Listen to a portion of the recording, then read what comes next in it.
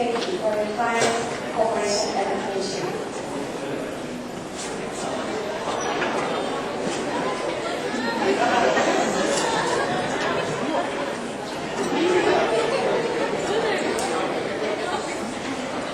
Okay, Assalamualaikum warahmatullahi wabarakatuh. Good morning, ladies and gentlemen.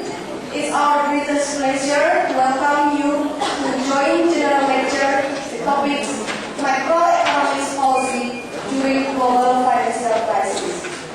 This is cooperation between Faculty of Economics and Business Universitas Indonesia and Faculty of Business, Economics and Law, the University of Queensland. First of all, I would like to greet to Mr. Ruslan Piari, PhD, Head of Department Management, Faculty of Economics and Business Universitas Indonesia, and I would like to greet to Professor Deborah Terry,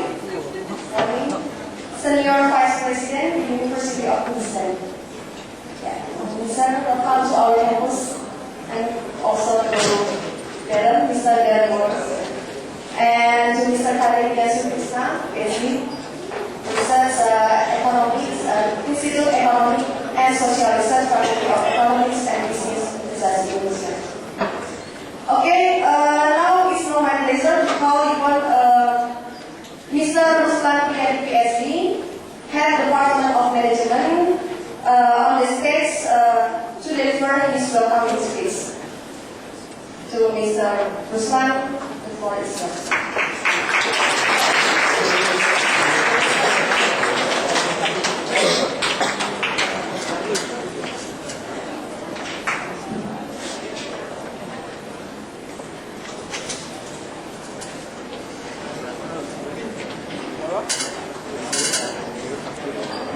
Assalamualaikum warahmatullahi wabarakatuh.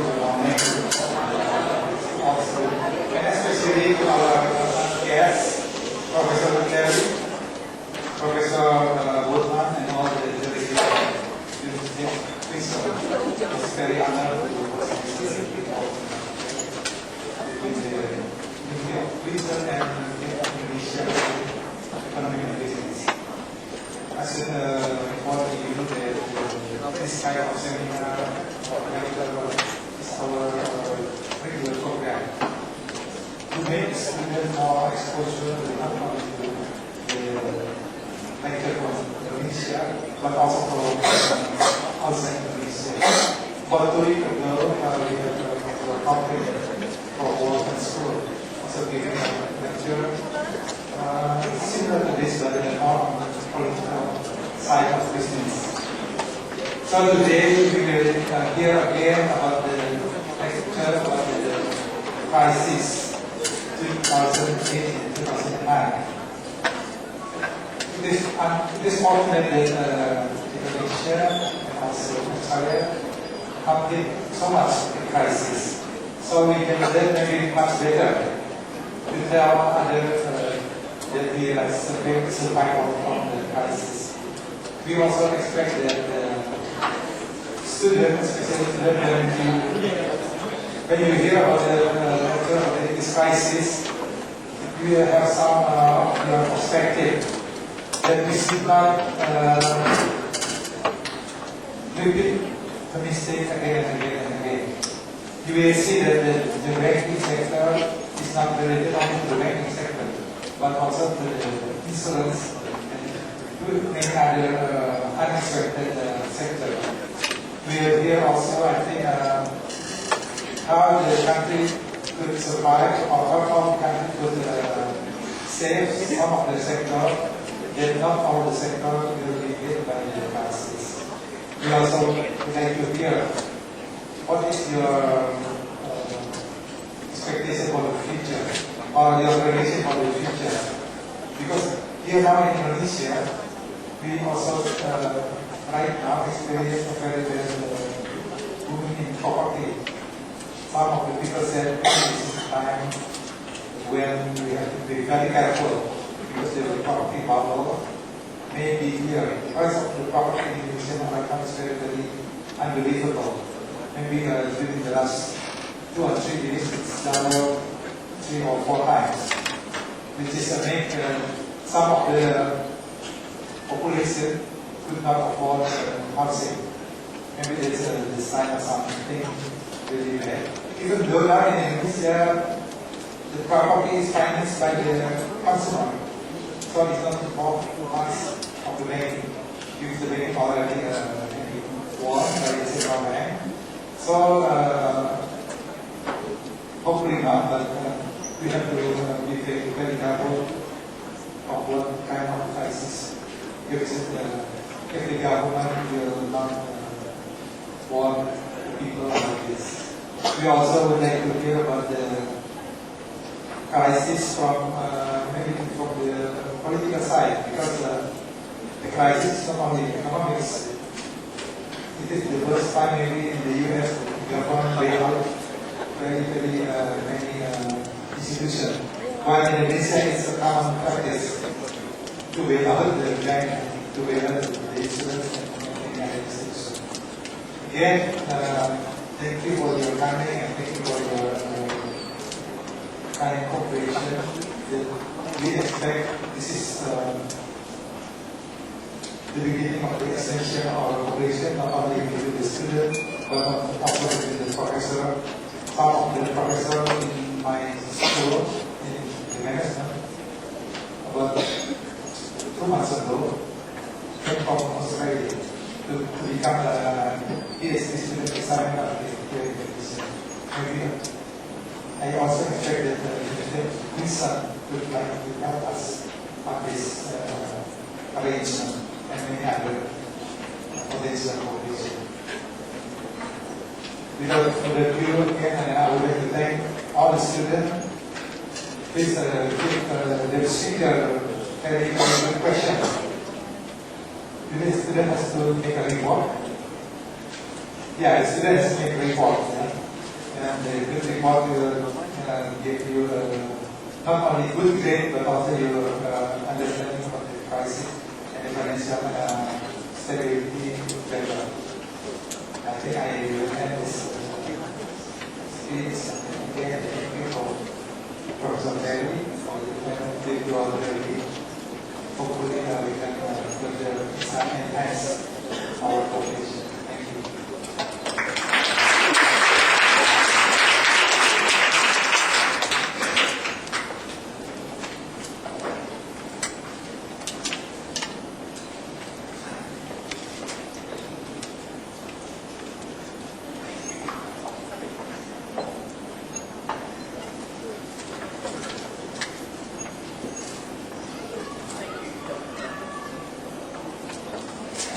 Thank you, Dr. Pajari. Thank you for that very warm welcome.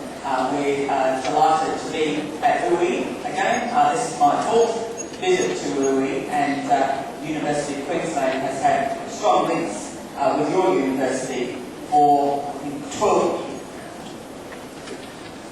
with a number of joint programs which have seen many Indonesian students studying with us at the University of Queensland. So about a quarter of our alumni, Indonesian alumni, that I think amount to around 1,600, are actually students who have been studying business, economics, management and related areas. What we've been doing this morning is signing an addendum to our agreement between the two institutions, which will see us Indonesian students studying in Australia, continuing to and studying with us, but also some of our students, University of Queensland students, coming to study here at UWI. And we're really excited about that. You have a wonderful campus and clearly have wonderful programs such as this. So thank you for coming to this morning's lecture. Associate Professor Bill Bodman, I'm sure, will tell you a lot about the global financial crisis. I do encourage you to think of really difficult questions for him. And we will, unfortunately, we can't stay in the lecture, but we will make sure that we talk to him tonight and just see how many of you manage to put him into a tight spot with your questions. But global financial crisis, as your head of department has said, Australia and Indonesia did emerge from that period relatively unscathed, but I think the question marks now what's going to happen to Australia's economy as we're seeing the resources boom coming on. Its 5 points. Obviously, in the future, Indonesia and Australia must work very, very strongly for the strength of this region. And that's why educational links and research links and lectures such as the one today are so important. So thank you all for coming. Look forward to, as I say, hearing how it all goes and hopefully welcoming some of our students to be in your classes in the future. So thank you very much.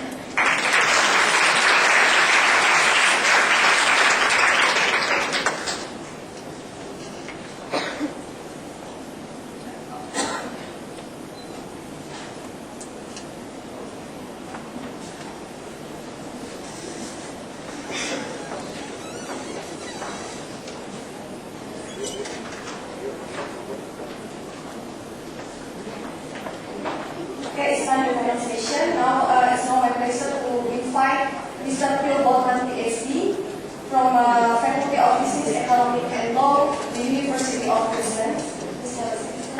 And Mr. Ika Yudian Krishna, PhD, researcher from Institute for Economic and Social Research, Faculty of Economics and Business, Universitas Indonesia. And also our moderator, Ms. Sita Wardani, MSc, lecturer from Faculty of Economics and Business, Universitas Indonesia.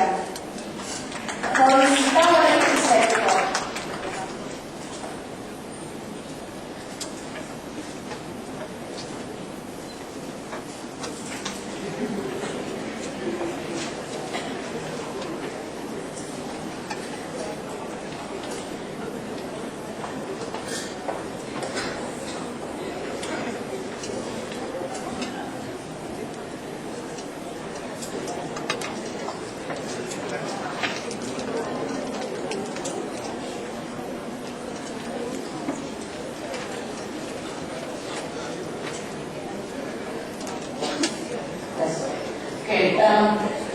Good afternoon, my fellow students and ladies and gentlemen. Thank you for attending this joint general lecture. And we are very honored to have two prominent speakers here, Professor Phil Botman. As you probably realize, if you look at the book that one of our reference book that we use for the subject of macroeconomics, Professor Phil Botman here is one of the author among four author of that book. So we are very honored to have Professor Phil Botman to be here with us. And our second lecturer is Dr.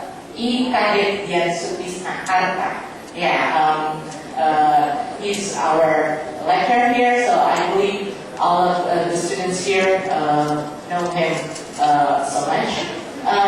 So, as we know, today we will discuss about the global financial crisis that has been going on, and we would like to hear what Professor Botman and Dr. Kadek here would speak about the crisis, how it has been going on, and how the condition is today, and how it has affected the world, especially Indonesia and Asia also.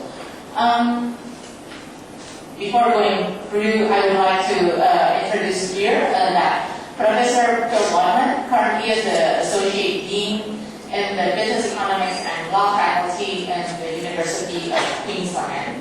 And Professor Botman specializes in macroeconomics, and before being the Associate Dean, Professor Botman has been teaching at the School of Economics at University of Queensland from 1993 until 2011.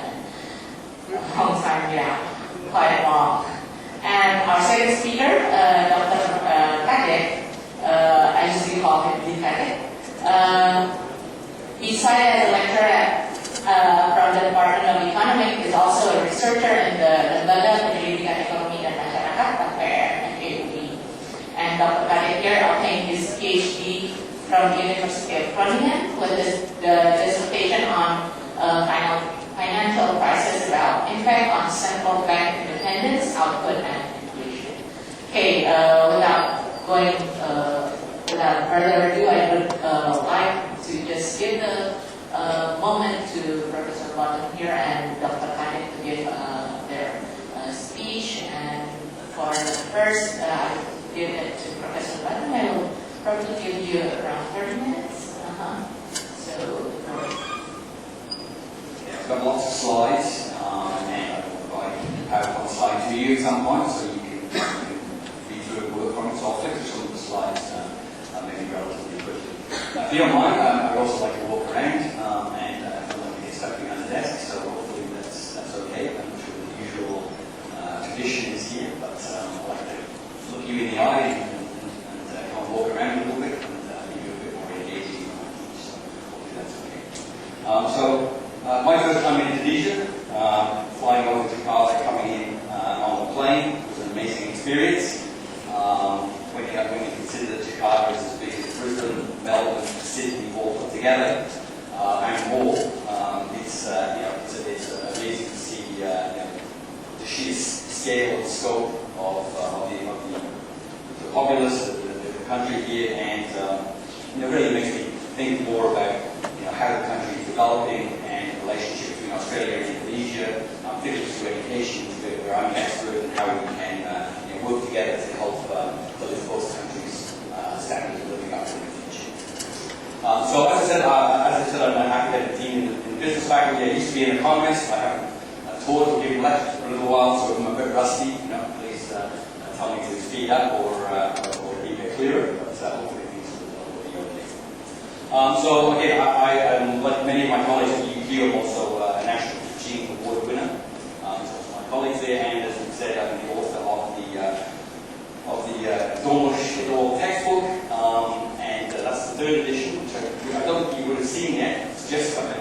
I got the first copies of that myself last week, so it's the very latest. And so anyone outside of maybe me and the book company, that's the first time anyone else would have seen the cover of that third edition. And it's great that you're using it. I didn't actually know that. So again, very briefly, where Brisbane is, and the beautiful St. Lucia campus. Lots of students come and study with us, and in particular in the business economics law faculty. We're a research institution at UQ, and we're in the top 100 universities. So we are a very high-profile university, and I think we're really keen to engage in what is the top university in Indonesia, which is where we're all at today.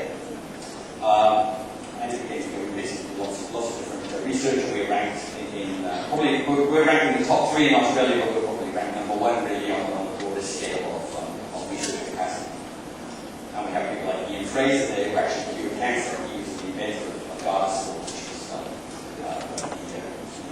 the vaccine for cervical cancer, which is in many countries now. I get lots of international students. I won't talk about this too much, but again, I get lots of Indonesian students coming to us. In fact, we have the biggest number of applications coming from the UE to study with us the second semester this year that we've ever had. So clearly the interest is not only in us and you, but also you in your students coming to join programs and other things with us.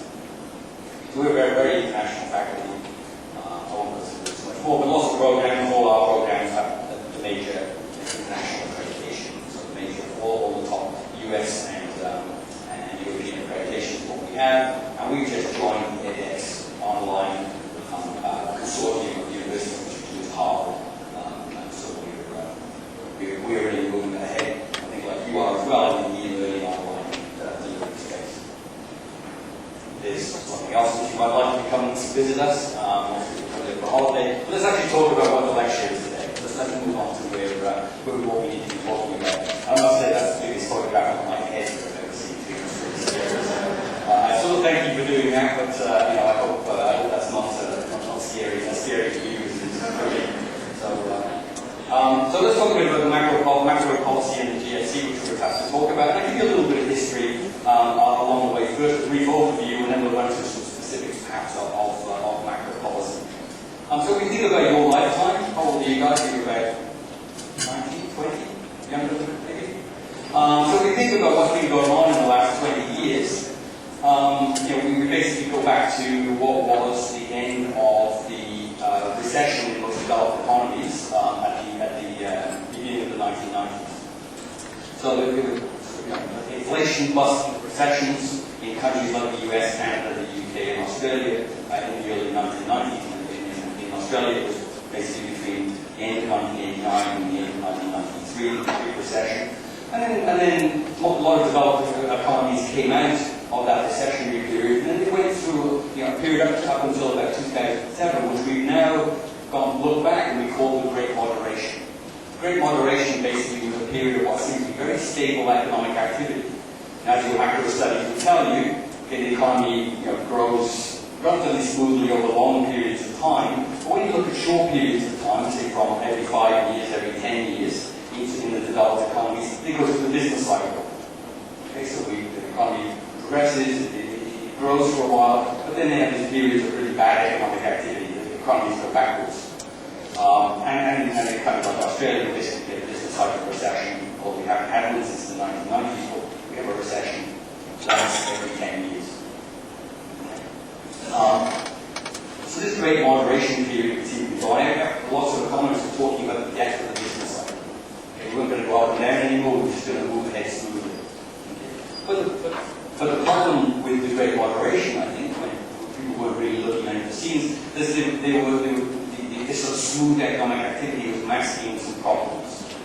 Okay, and one problem which I'll come to towards the end, which I think is really important for developed economies in particular, will have implications for advancing economies, developing economies later on, is the fact that we seem to be now in an era of declining productivity. Okay, so technological growth seems to have really slowed down, and underlying productivity when you look at countries like the United States and Australia is actually going backwards. So people were trying to drive wages and incomes up at the same time that productivity was going down, and there's a disconnect there. Eventually those two things are going to have to come together. So in other words, it's like there's a bubble in the economy, and people were living beyond their means. They wanted to standard of living, but the productivity in the economy just wasn't meeting, it just wasn't growing. We also know that there were other features during the Great Moderation that were sort of going on under the scenes, parts of the macroeconomy, and they were in places like financial markets and asset markets like the housing market. So there were problems building behind the scenes. This apparent period of tranquility, everything was nice and calm, okay, and people were talking about the Great Moderation as if it was, policymakers now knew how to run the world really well, so it was all good. Globalization was helping economies to grow smoothly without any major business cycles anymore. But again, a lot of that was built on the back of excess consumption, okay, so excess consumerism, government spending, with governments are spending beyond their means. Just think about Europe right now, if you want to picture that in your mind. Okay. So governments basically giving out lots of handouts to people who have been spending, kind of keeping the economy going, but government debt was building up, and eventually that was going to become a problem. Okay. And also we know there was sort of financial innovation going on that was ultimately inappropriate. Okay, this sort of financial innovation, in particular around the mortgage sector and housing, and the kind of financial developments, things like derivatives and securities, which were then sort of packaged at what was ultimately really bad risky debt. That was all seemingly making things look like everything was okay, but ultimately everything wasn't okay. Okay, so after the Great Moderation, clearly we ended up with the global financial crisis. Things were good until they weren't. Okay, and global financial crisis ensued. It obviously started in the housing market in the US, started in 2007, and then that spilled over from financial markets, from asset markets, into the real economy. And then what's now being termed the Great Recession in the US from 2007 until about 2009. But we know that the economy in the US and other related economies really continue to have very weak economic performance. The US is showing some signs now of really recovering. It's still not confirmed yet that they're out of the woods. And of course, the fact that every country in the world is now very interconnected, and the US fell over and financial markets fell over, then lots of other countries followed with them. Okay. Including developing economies and countries like Australia, which seemingly got through this okay. They did have a danger, and I'll show you some pictures in a second. But obviously, where there were major problems with financial markets, consumerism, the government debt, in places like Europe, okay, they suffered really major problems, really major corrections in their markets. Okay. And I'm quite pessimistic about Europe still. I don't think they're going to get out of the woods for quite a long time. That all came. Okay, maybe some major economic restructuring, having to change the exchange rate system like the euro. The other thing that's going on in your lifetime that I think is important to note here is Japan. Japan, again, was a country up until about 1993, which looked like it was going to drive the world's economy forward. It's a great driver of technological advance, a powerhouse economy. Then in about 1993, they discovered that there were lots of problems in business and banking and finance in Japan, and the Japanese economy sort of fell over, and that economy really had almost zero growth rates for the entire time. So we're really talking about an economic depression. The definition of depression versus recession is a technical thing that you can look up, but effectively, that's why I put it in inverted commas, but an extended period where that economy has gone sideways for a long, long period of time. Unemployment basically, unemployment rate doubled, and you see periods of deflation with the consumer price index has gone backwards. That's a really bad economic performance for a long period of time.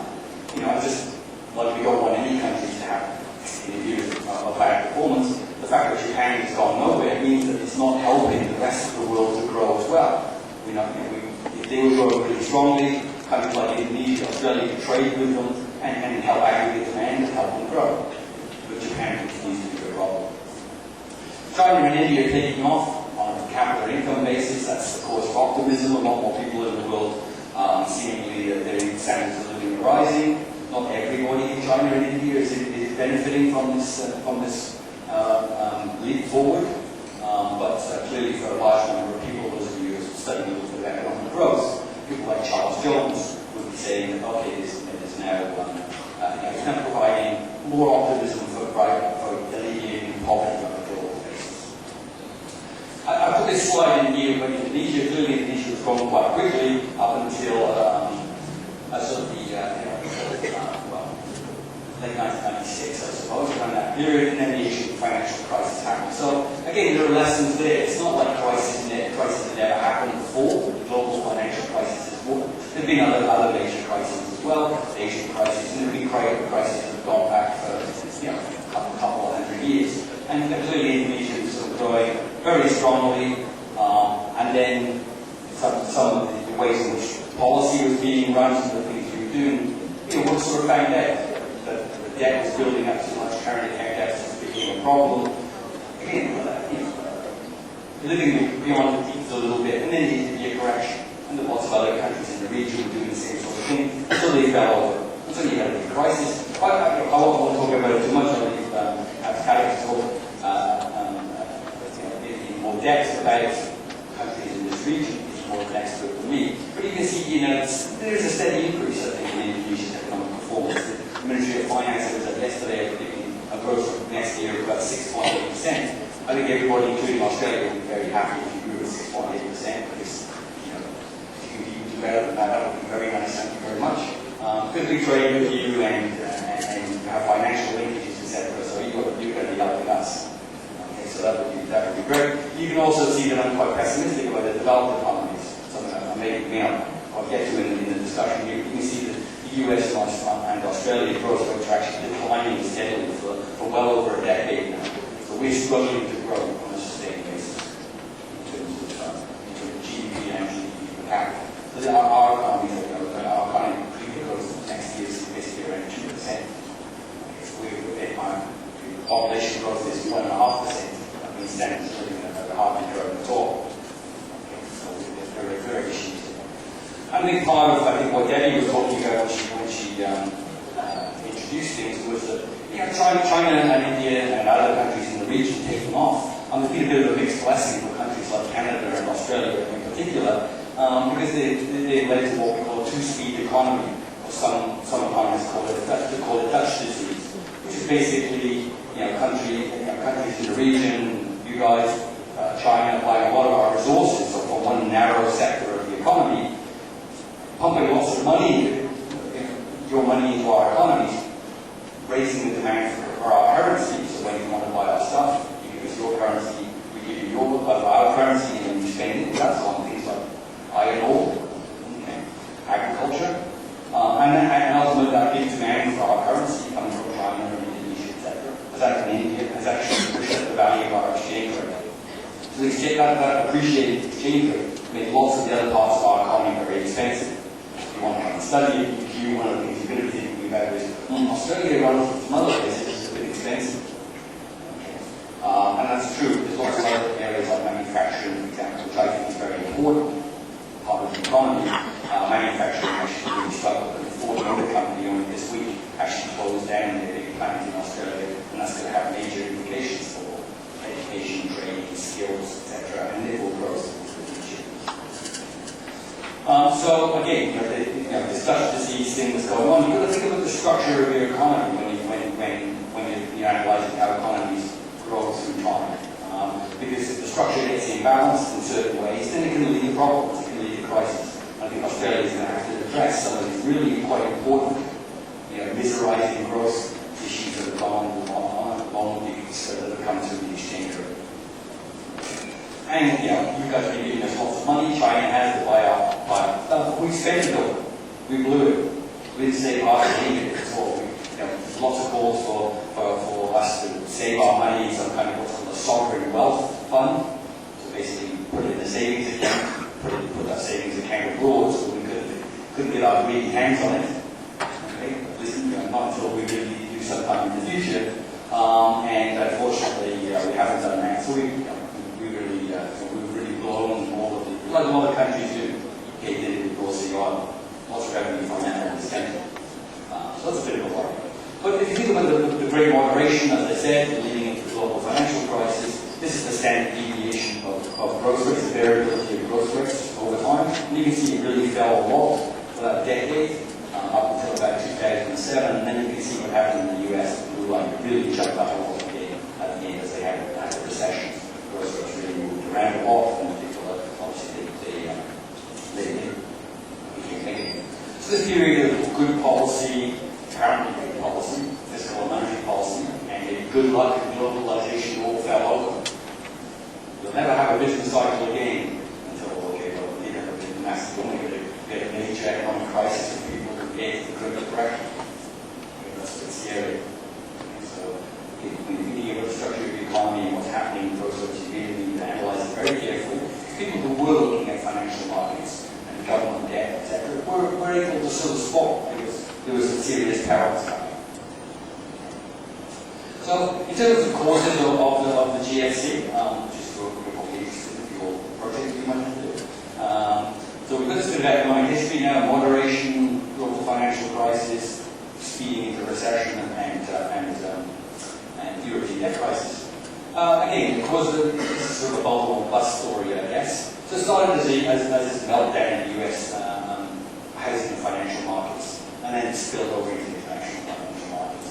So like I said, there's a problem in the asset markets that was occurring in the moderation period, and also this, I think people are not talking very much about it, but they should, this worry about declining productivity in major economies. Again, people like Joseph Stiglitz, for example, very famous Nobel Prize-winning economists, don't really now talk too much about the fact that they were involved in a major policy push under the Clinton government. Clinton had a policy of home ownership. They wanted to try to get everyone basically to own their home. Okay? So they had a government strategy, which was the whole national home ownership policy, began in 1994, and that was followed on by Bush with Congress support and policy support, basically, with this ownership society. Okay? Well, we want everybody to own a house. Well, that's a nice ambition, but what happens if people can't really afford a house? And in particular, well, the young people change their ambitions. They just want to own a house. They want to own a really big, shiny, brand new house with lots of brand new fridges and massive TVs and all this, and they're just starting out in life. Right? Well, that's not sustainable. And improvement not be sustainable. And what we have is financial innovation and support from the government and financial markets and the banking sector to try and make this happen effectively. So, all of the ways in which people would normally go borrow money, mortgage from a bank, be able to, over 25 years or a certain period of time, so that they can then buy a house and eventually pay it off. All of the mechanisms, the regulatory mechanisms that banks use for that started to get watered down. The standards started to really get lower and lower. So lots of low doc loans. A low doc loan means you have to be hardly any proof of financial ability, that any of your assets, basically prove that you were credited with it. You don't have to do that anymore. Whereas in the old days, 20, 30 years ago, people like me, when you went to a bank and begged them to give you a mortgage, you had to prove all kinds of things. You had a job, it was going to be stable, and then you had some assets, and there was ways to pay them off. That all got sort of watered down. And also the bank started providing low-cost mortgages to first-time buyers to try and make this housing ambition work. So this created a huge demand for housing. Somebody tells you you can own a big house very cheap, but you didn't have to prove that you could pay for it. Sounds good, right? I'll have to go with that. That sounds great. And of course, people are relatively naive, don't really understand how markets work, financial markets work. They dive in and they pick up these large loans to purchase houses. So big erosion in lending standards. Again, why would anybody want to lend money to people under these sorts of circumstances? Well, all of a sudden, lots of very high-powered graduates, big business schools in North America, went into financial markets, into Wall Street, and created all kinds of new, really complicated financial products to sort of to trade in these mortgages that banks would sell, and essentially hide, ultimately, what were very risky products. This is a risk, right? I'm giving you a loan for $500,000. Not $500,000 in rupees, it's a lot of zeros, I think. That comes out of that. These sort of risks were effectively hidden by these sort of new types of securities that are actually created.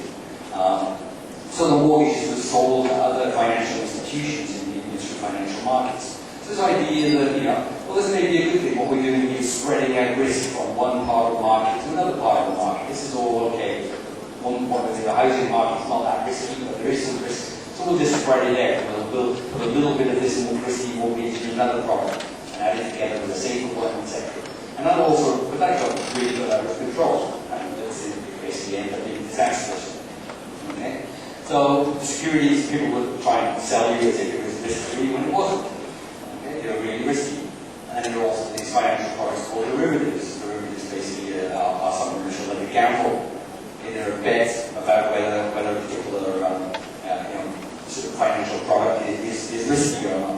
And so they were selling these people in the financial markets to other people who had no idea about how these products actually work. And in fact, really at the end of the day, these financial institutions like Lehman Brothers, etc., had actually themselves didn't know how these products worked.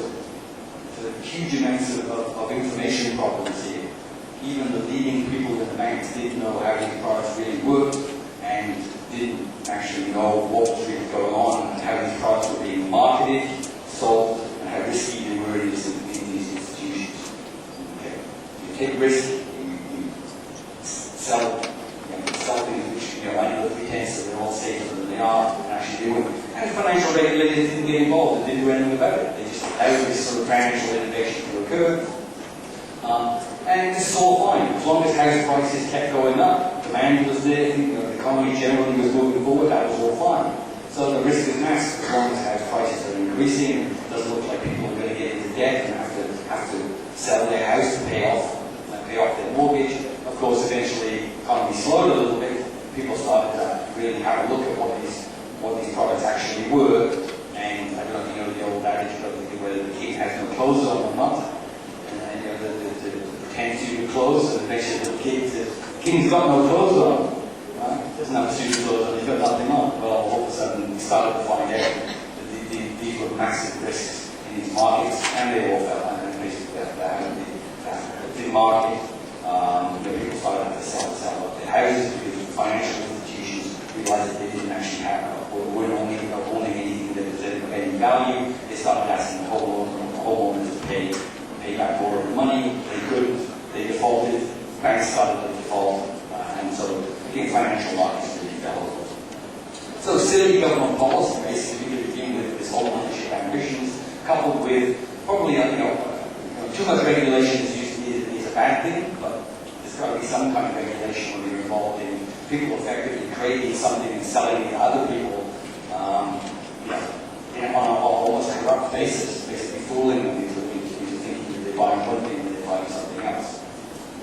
So it certainly collapsed. And obviously then we had a credit crunch, nobody would lend to anybody else. Everybody's financial capital dried up. And then if you wanted to borrow some money, which a lot of businesses do, on a short-term basis to be able to pay your payroll, pay your workers, well, all of a sudden these businesses couldn't get these loans, so they couldn't pay their workers. Credit card companies, for example, all of a sudden couldn't provide finance, so nobody would buy a car anymore. Again, the housing market obviously fell over. So once you have that, the financial problems spread into the goods markets and the labour markets. Okay, so sales of things, aggregate demand slowed right down, and the labour market started to produce a lot less employment, more unemployment.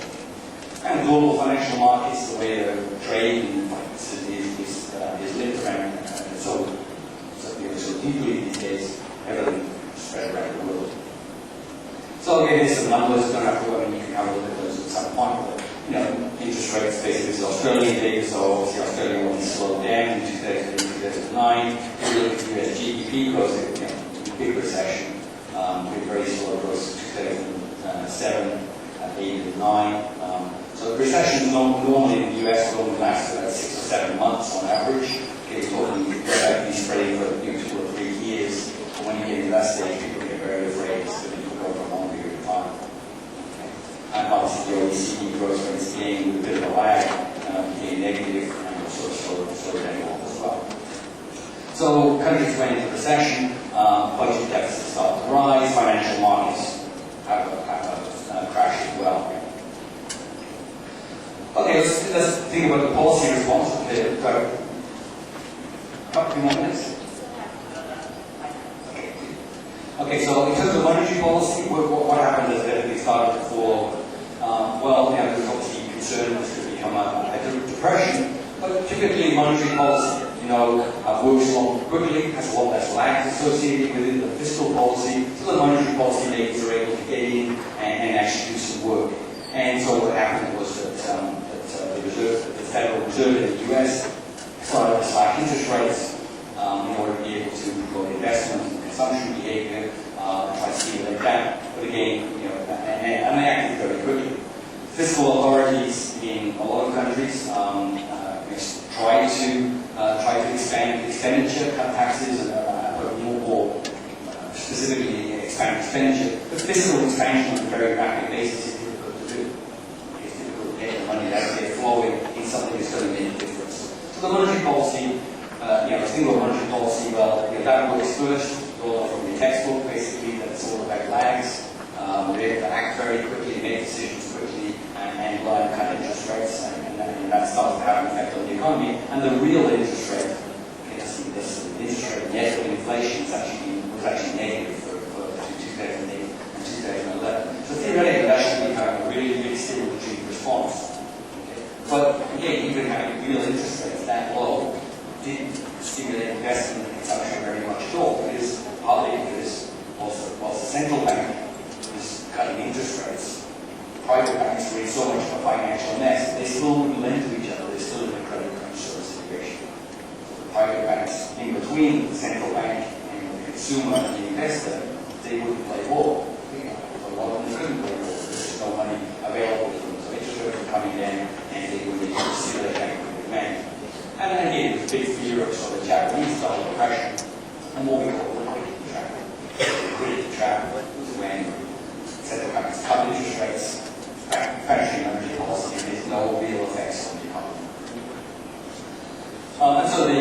So what we sort of zero, Japanese interest rate being at zero for a long period of time, US interest rates plummeted, and were very low levels, about 0.25% after a certain period of time. And so that, as itself, remember, you can only cut nominal interest rates to zero. You can't have negative nominal interest rates. Okay. So again, so trying to find other ways of expanding credit, keeping the finances flowing around the economy, amongst the banking sector, and out to consumers.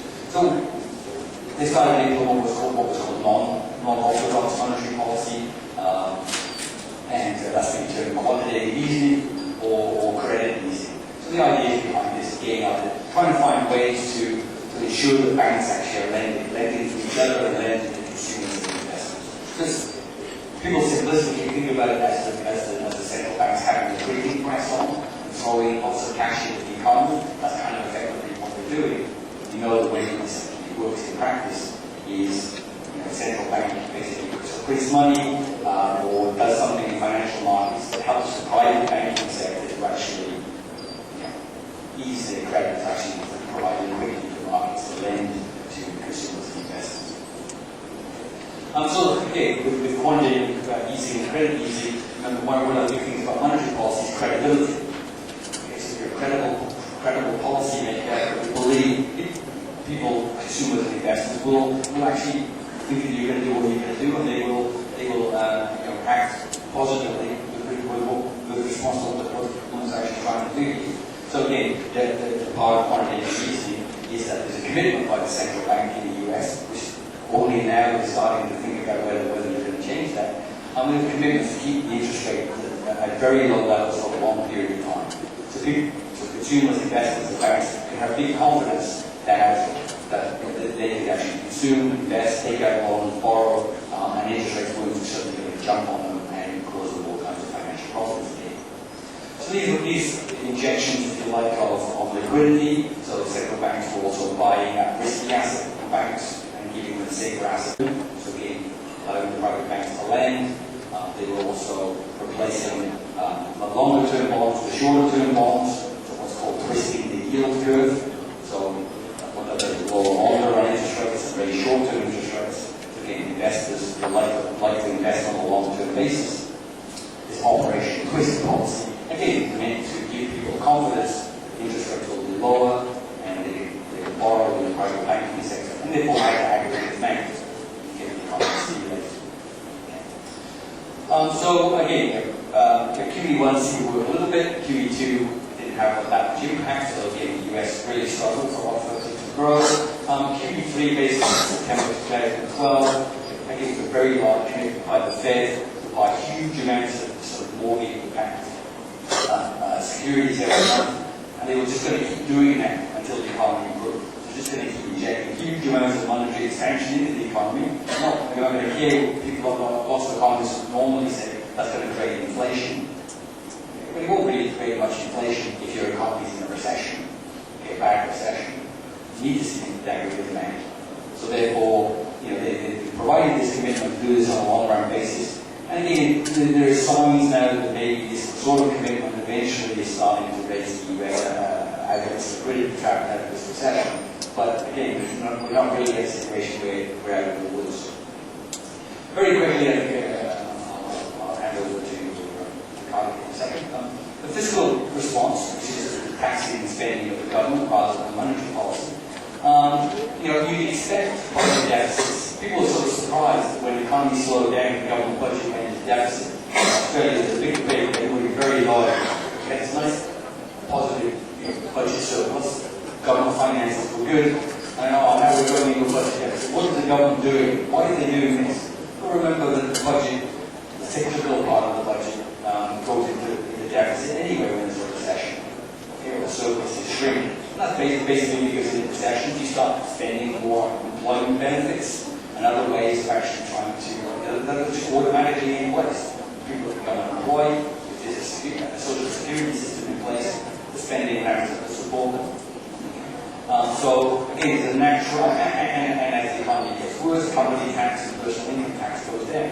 Taxes fall, spending rises automatically, government's going to deficit. Okay. But we also know that governments further responded in a very Keynesian kind of way by having this discretionary fiscal stimulus as well.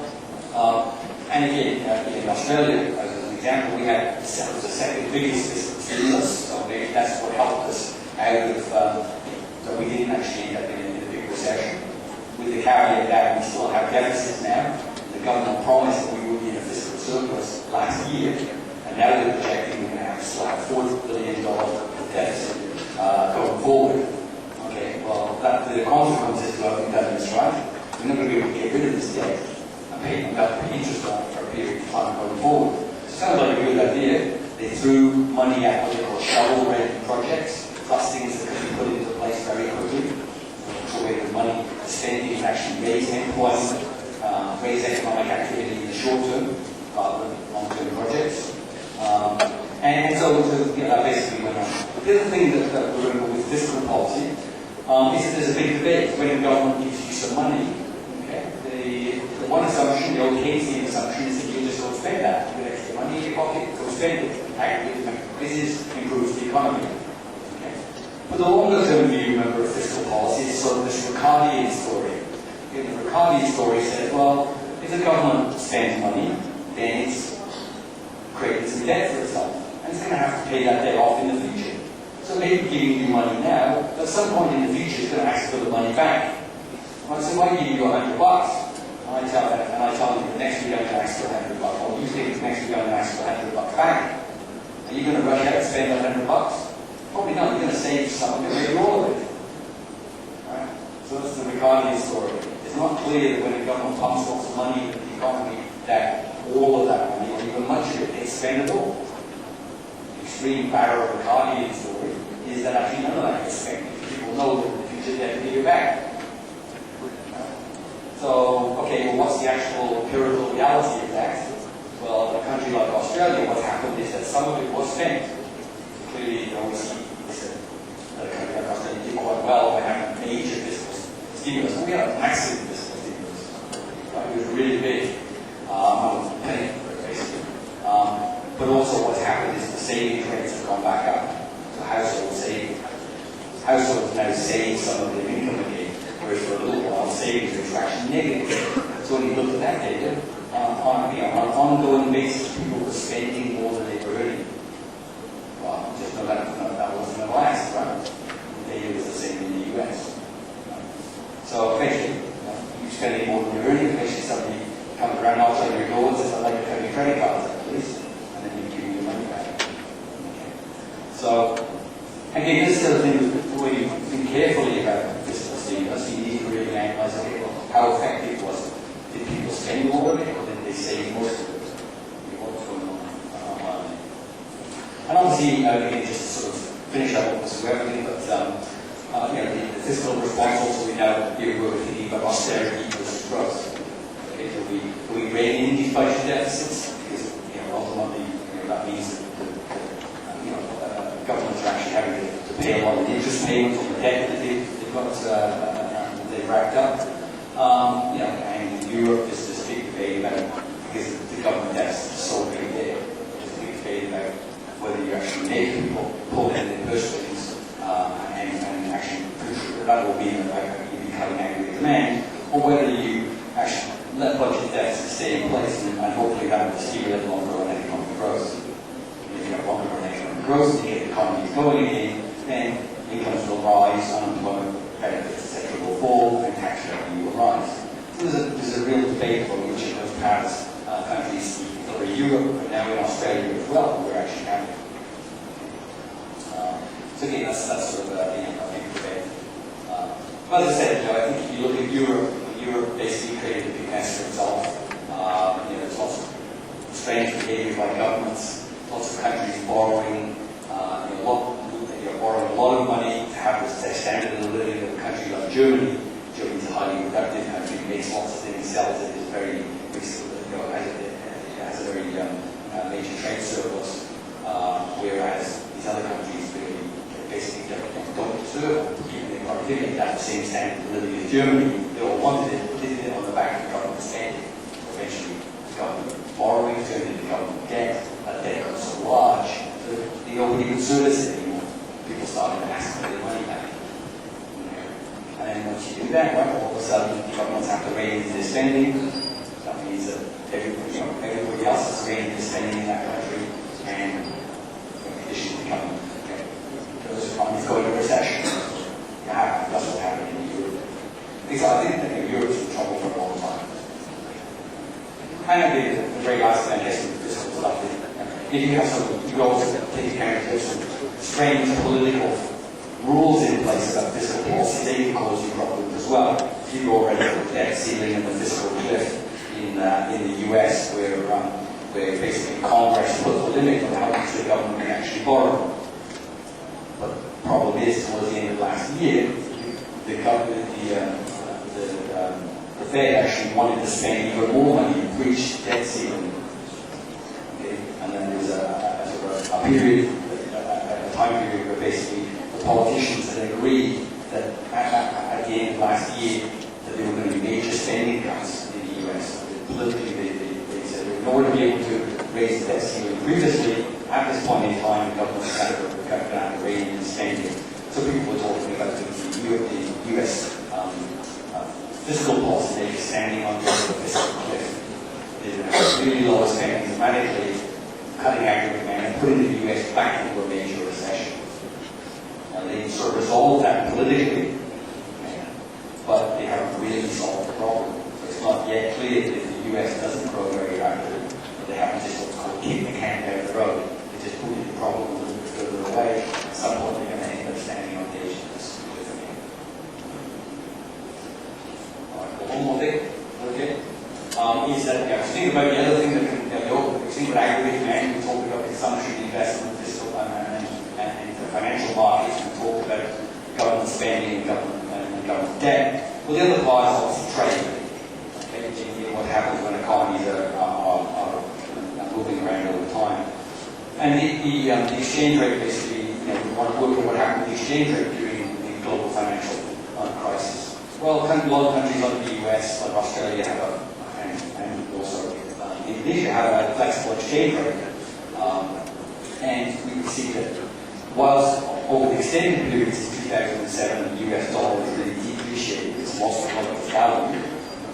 During the actual extreme periods of the financial crisis, the European, the Australian dollar, other currencies actually depreciated a lot against the US dollar. So that helped to really, so when the exchange rate depreciates, our stuff is cheaper, foreign stuff is more expensive to buy. So our exports go up, imports go down. On net trade, actually that helps with aggregate demand. Okay? So whilst I think in Europe, the euro experiment is probably failed, have a difference in maybe a euro or something. If you actually look at what happens with the exchange rate here, so when it goes up, that means the currency in question is getting cheaper against the US dollar and other currencies too. You can see here that this big spike here means that the Australian dollar depreciated a lot during the global financial crisis period, and that actually stimulated net exports, helped aggregate demand, helped Australia survive through, we didn't have a recession. Okay, so that was a major component. Same thing happened in Indonesia. There was a major movement in the exchange rate, and a lot of people here, I think, are talking about, I'll leave this to the expert, but a lot of people here are talking about the fact that Indonesia is not that exposed to trade, and so therefore wasn't particularly hurt by that was the reason that the party that Indonesia did quite so well. Well, if you look at the exchange rate net export story here, that's actually going on. I think that really helped having a pretty flexible exchange rate. If you go back to the prior to the Asian crisis period, then there was manipulation of the exchange rate. The central bank was trying to manipulate the exchange rate, and there's a tendency, there's an idea now that perhaps the exchange rate is going to be manipulated here again. I think that's the wrong one. I think that a flexible exchange rate when it comes to these major recession and crisis sort of periods actually a big help. You can see in China, though the yen is generally gaining value over time against the US dollar, it stopped its appreciation for that period in the global financial crisis. Okay, so you can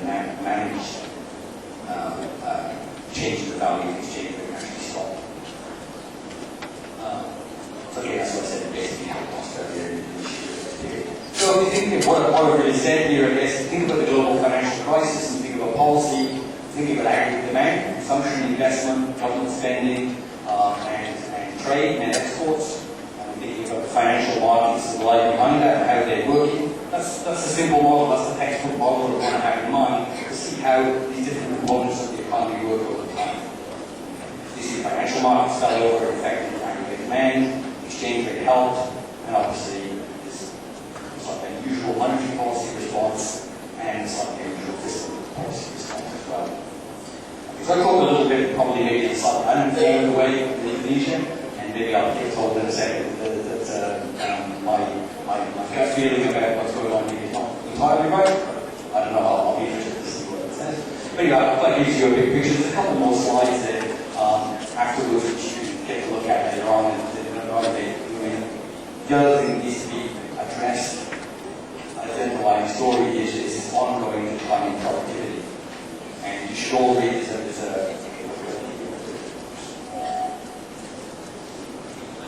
there's a very much discussed paper by Robert Gordon, who's another author of a famous textbook, actually, a very well-known American economist. And he's got this paper which talks about the fact that developed economies may not actually grow in the future. So we now have all our industrial revolutions, if you like, and we can't really see where the next one's going to come from. That's a very readable paper. It's a little bit of economic history, plus some sort of future thinking about how the world will work. And does it matter for Indonesia? Well, it will once you catch up. I think you're doing the right things now, and you're likely to grow very quickly. Okay, you become a developed economy sooner rather than later. And as you manage to do that, you're going to run into the problems that the developed economy is not helping you anymore. They're not going to be growing very rapidly in their standards of living, and therefore you're not going to be able to kind of leverage on what they're doing to help you grow. So it's a very pessimistic, we call it Malthusian story. Economists always have a tendency to be pessimistic. Okay? But it's also useful to think about how that's a large economy like Indonesia can become an innovation hub and help drive the world forward as well in the future. Okay, so you get your education settings right, you start to become well off enough that you can engage in R&D, really serious research, which your university is actually doing. And then you become an innovation hub, you actually may help and start leading the world innovation. That's the optimistic story that I want to make in case. Alright, so on an optimistic note, rather than being about Malthusian, thank you for listening. I will pass over to the expert on the Asian sector region.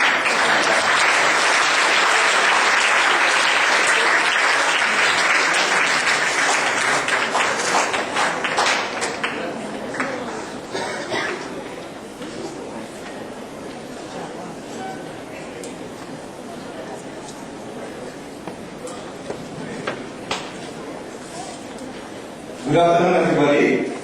I'm glad to be here to present on the very relevant and hot issue about the global financial crisis and macroeconomics policy. I think Professor Bill Goodman's already covered everything, so I don't know what I'm going to talk. But in the academic world, is always rooms for discussion and controversies. Yeah. I will give additional perspective about the global financial crisis and macroeconomics policies. My presentations will be divided into 3 parts. The first is what cause of the crisis, and the second, who hit hardest by the crisis. Which countries? What's characteristic of the countries which is hit harder by the crisis? And the last is about macroeconomics policies. It will be divided into 3 policies. The first is fiscal policies, second monetary policies, and the last is about banking regulation policies. Okay. Bill Goodman already discussed about the cause of the crisis. but now I try to classify two factors or characteristics cause the global financial crisis. The first is common characteristics. It means that what is the common characteristic of the current global financial crisis with the other financial crisis. The second is what is the new dimensions of the current financial crisis? What makes the current financial crisis different with the other crisis?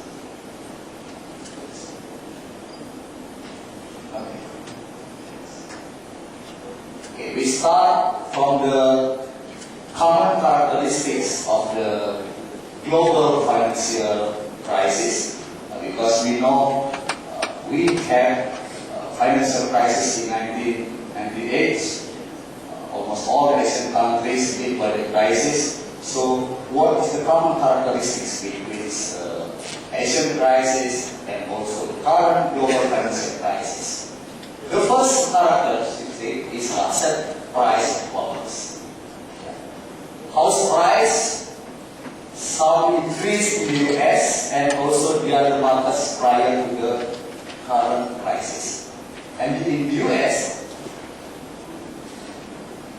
house price reached excess 30% in the 5 years preceding the crisis and reached peak 6 quarters prior to the beginning of the crisis. These patterns and size of the US housing booms are similar to previous banking crises in the other advanced countries like Finland in 1991 and also Japan in 1992, Norway in 1987, Sweden in 1991, and Spain in 1997. This is the graph which shows the peak of the housing price prior to the global financial crisis and also the decrease of the price of housing prior to the beginning of the financial crisis. Next. There are characteristics. Some increase in house price. This is also related to the high growth in the banking finance. If we see the graph, next. There is positive relationship between the growth of house price and the percentage change in domestic credit over GDP. So it means that the credits delivered by the banking sectors or the capital inflows from the foreign countries, this is directed to finance mortgage or to buy a house. The second characteristic of the current global financial crisis is credit booms. Every financial crisis is started by credit booms. The prolonged US credit expansion in the run-up to the crisis is similar to other countries. However, the US crisis expansion was concentrated in one segment, namely subprime mortgage market. That's the difference between the previous financial crisis and the current global financial crisis, because the current crisis is concentrated on the subprime mortgage crisis. If we see the data, subprime mortgage portion in total credits becomes higher, 5% in 2000s, and increased and reached 50% in 2005. Okay. The larger size of duration of the booms episodes in the housing sectors will increase the likelihood that it result in a crisis. Okay.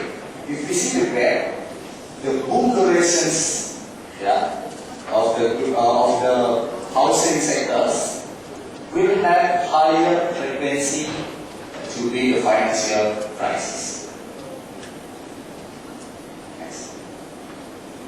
Okay. Related to international integrations, if we open capital market, if we liberalize the financial market, the increased international financial integration fueled booms in Central Eastern European countries. So the huge capital inflow is aimed to finance in housing sectors.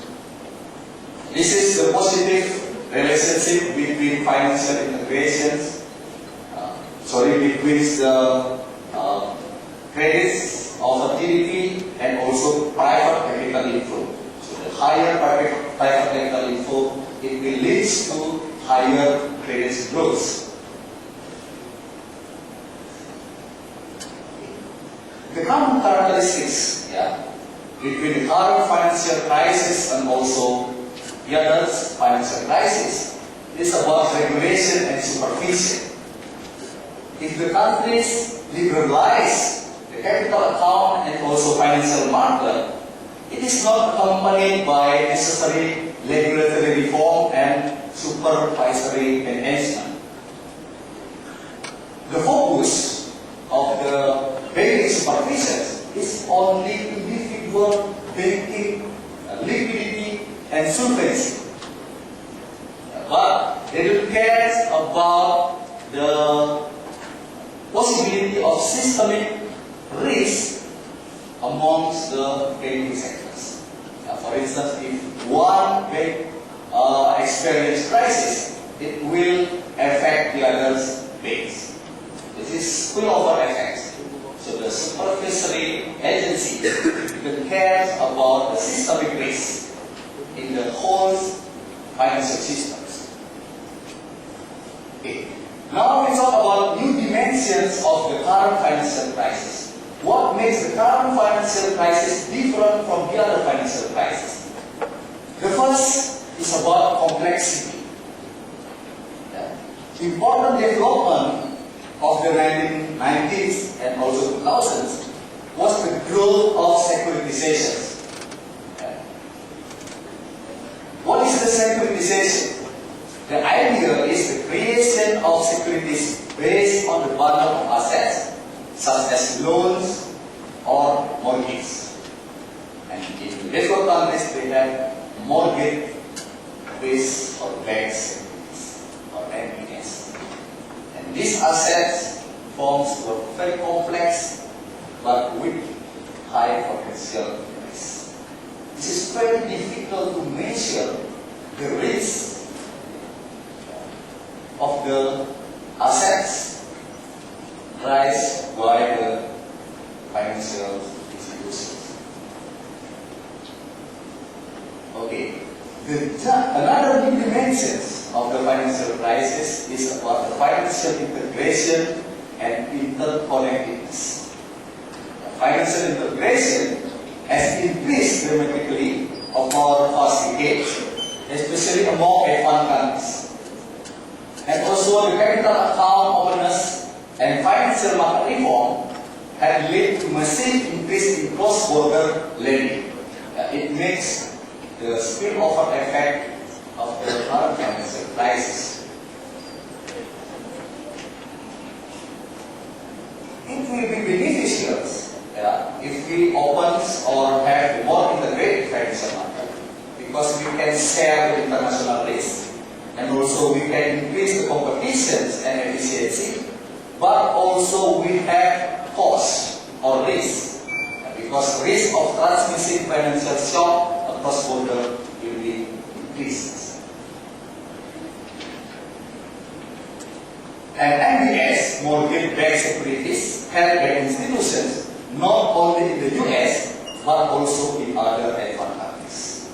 It makes current financial crisis is different from the other financial crisis. Okay, this is the graph about the financial integration. For the high income countries, they are more integrated with others. From 1976 until 2008, 2006. Next. Okay, this is also the graph on the international lending and cross-border interbank exposure, it grows exponentially. Next. Okay. The other characteristics is about the role of leverage. What is leverage? From the banking sector perspective, leverage ratio is the ratio between asset and capital. Higher leverage means higher expected profit, because what is the asset size of the banking sectors? We have credits. Higher leverage means that the banking sector gives or provides more credits to the private sectors. During the crisis or during the normal situations, banks probably underestimate the risk. High leverage actually limit ability to absorb even small loss. I will give you illustrations about the leverage. I take this illustration from the microeconomics books. Assumes that we have two banks in the economy. The first is Bank A and the second is Bank B. This is the balances of Bank A. It has asset 100 and it has liabilities 80 and capital 20. And if we compute the leverage ratio, Bank A has leverage ratio equal to 5. Because leverage ratio is the ratio between asset and capital. Meanwhile, Bank B have different balances. It has assets 100 and it has liabilities 95 and capital is equal to 5. So the banking leverage ratio is equal to 20. This is the two different banks' balances. Now assume borrowers go bankrupt, cannot repay their loans. As a result, the value of asset for the banks decreased from 100 to 90. From 100 to 90. So Bank A now has asset 90. Liabilities is still the same 80. And the capital is now reduced to 10. Because the borrowers cannot repay $10 of their loans. And Bank B has asset 90. Liabilities 95, capitals is minus 5. Because the liabilities is higher than asset, it is bankrupt. So we can see the banks that have higher leverage, this is very reluctant from the shock. Very reluctant from the shock. This happens in current financial crisis. Most of the banking sector has very small capital, so they cannot absorb the shock happens. So they go to bankrupt. Okay, this is the total asset relative to equity of the U.S. commercial banks and also U.S. investment banks and European banks. Leverage in U.S. commercial bank rose rapidly, but still slower than the pace at which leverage in the U.S. investment bank and European banks. Different characteristics of current financial crisis is the central role for the households. If we compare to the Asian crisis, this is because it hits corporate sectors. But now, the current financial crisis suffers by household who has mortgage securities. Compared to Latin America crisis, also this is about the debt crisis of the government, not about the household's crisis. Next. Okay, this is the centrality of household leverage, not only in the US but also household in Europe, leverage up and save less. Next.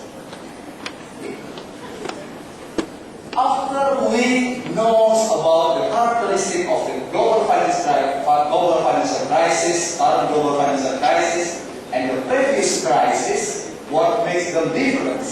Now I am going to talk about the severity of the crisis. Who suffers more crisis? Which countries hit hardest by the crisis? The impact of the crisis varies widely across countries. This depends on the exposures and also vulnerability to the crisis, and also heterogeneity in macroeconomic structure and different in policy response. One of my papers, published in 2011 with my supervisor, examines about the relationship between the impact of global financial crisis and labor market flexibility. Because based on the theory, for the undergraduate students have not learned about this theory. There are two theories actually in the macroeconomics. It's by Keynesian and classical theory. Based on the Keynesian theory, the labor market is rigid. So the countries with rigid labor market will experience less output growth, but recover slowly. On the other hand, based on the classical theory, the countries with more flexible labor market will experience more output growth, but faster. This is the graph, the relationship between labor market flexibilities and output loss during the global financial crisis. Based on the Keynesians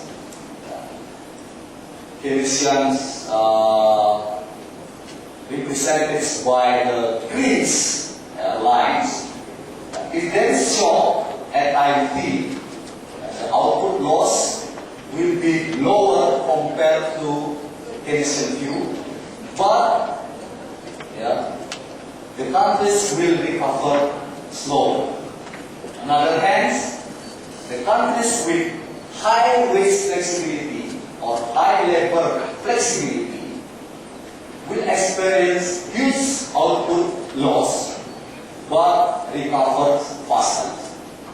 This is the two theories about the labor market flexibilities and the impact of the global financial crisis. Using output growth as the cause of the crisis, we found that countries with flexible labor market suffer lower output loss due to recent financial crisis. And also we found countries with fewer financial restrictions, that means that countries more integrated to the international market will be hit harder by the global financial crisis. So Indonesia, I don't think because of the good policy or good luck, because we have very restrictive capital market, that weakens loans by the global financial crisis. Okay, we found also countries depending on trades will be more affected by the global financial crisis.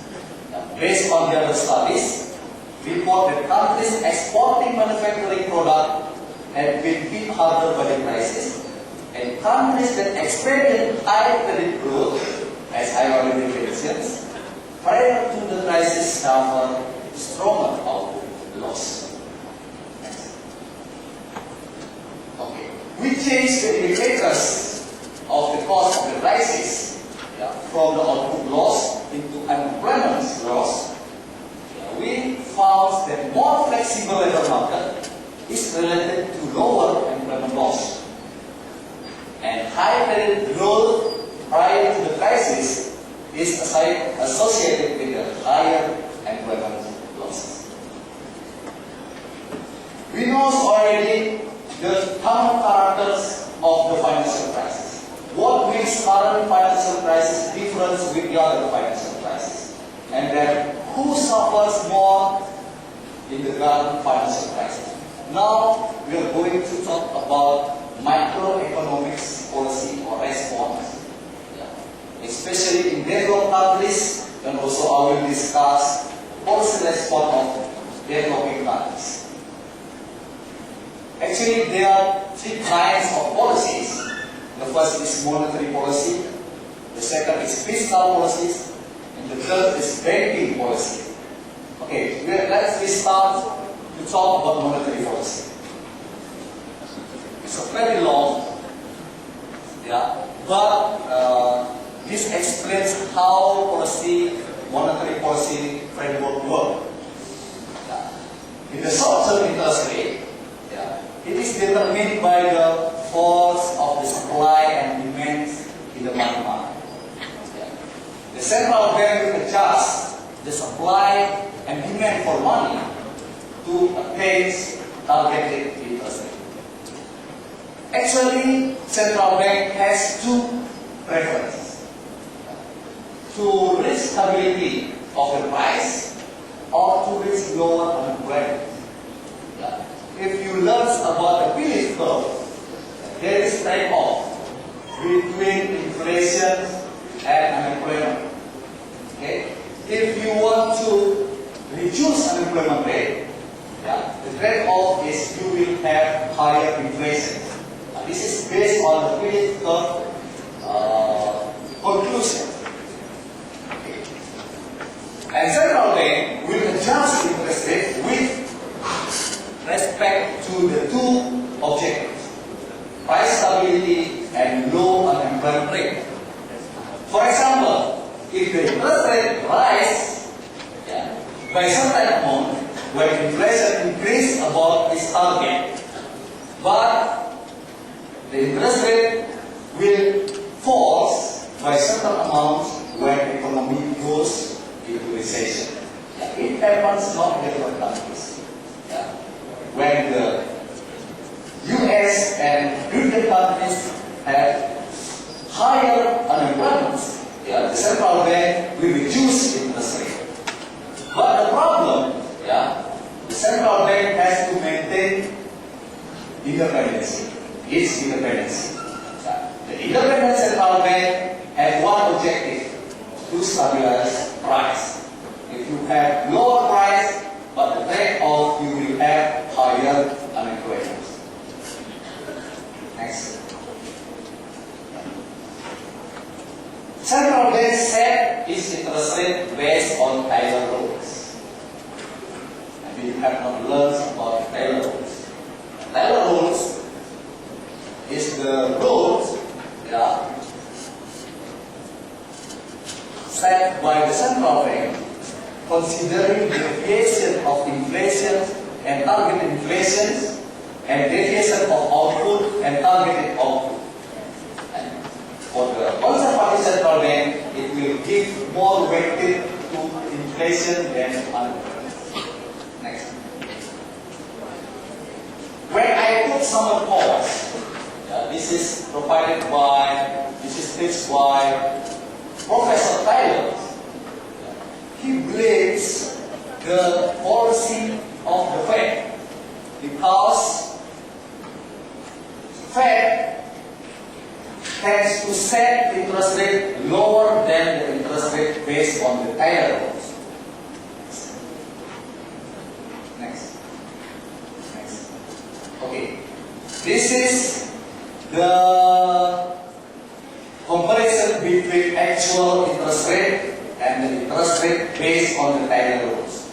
Since 2002 until 2005, the actual interest rate is lower than interest rate based on Taylor rules.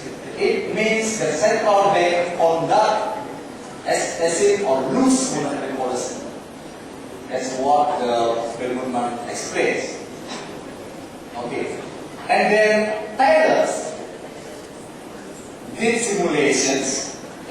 If the central bank follow the interest rate based on the Taylor rules, the boom and bust of the housing price will not be significantly lag in the right lines. Because it will be smooth if the central bank follow the Taylor rules interest rate policy.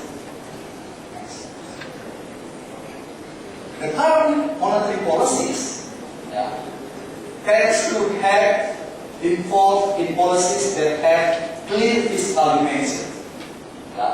Provide credit to the private sectors, bail out of financial institutions, and also quantitative easing. If the central bank is independent, this is not allowed for the central bank to finance government fiscal deficits. But in the current financial crisis, global crisis, even ECB, which is the most independent central bank in the world, it conducts quantitative easing policy. It buys the government's securities to finance the government budget deficits. It buys risky mortgage-backed securities from the private sector. It is actually not allowed by law if the central bank is independent.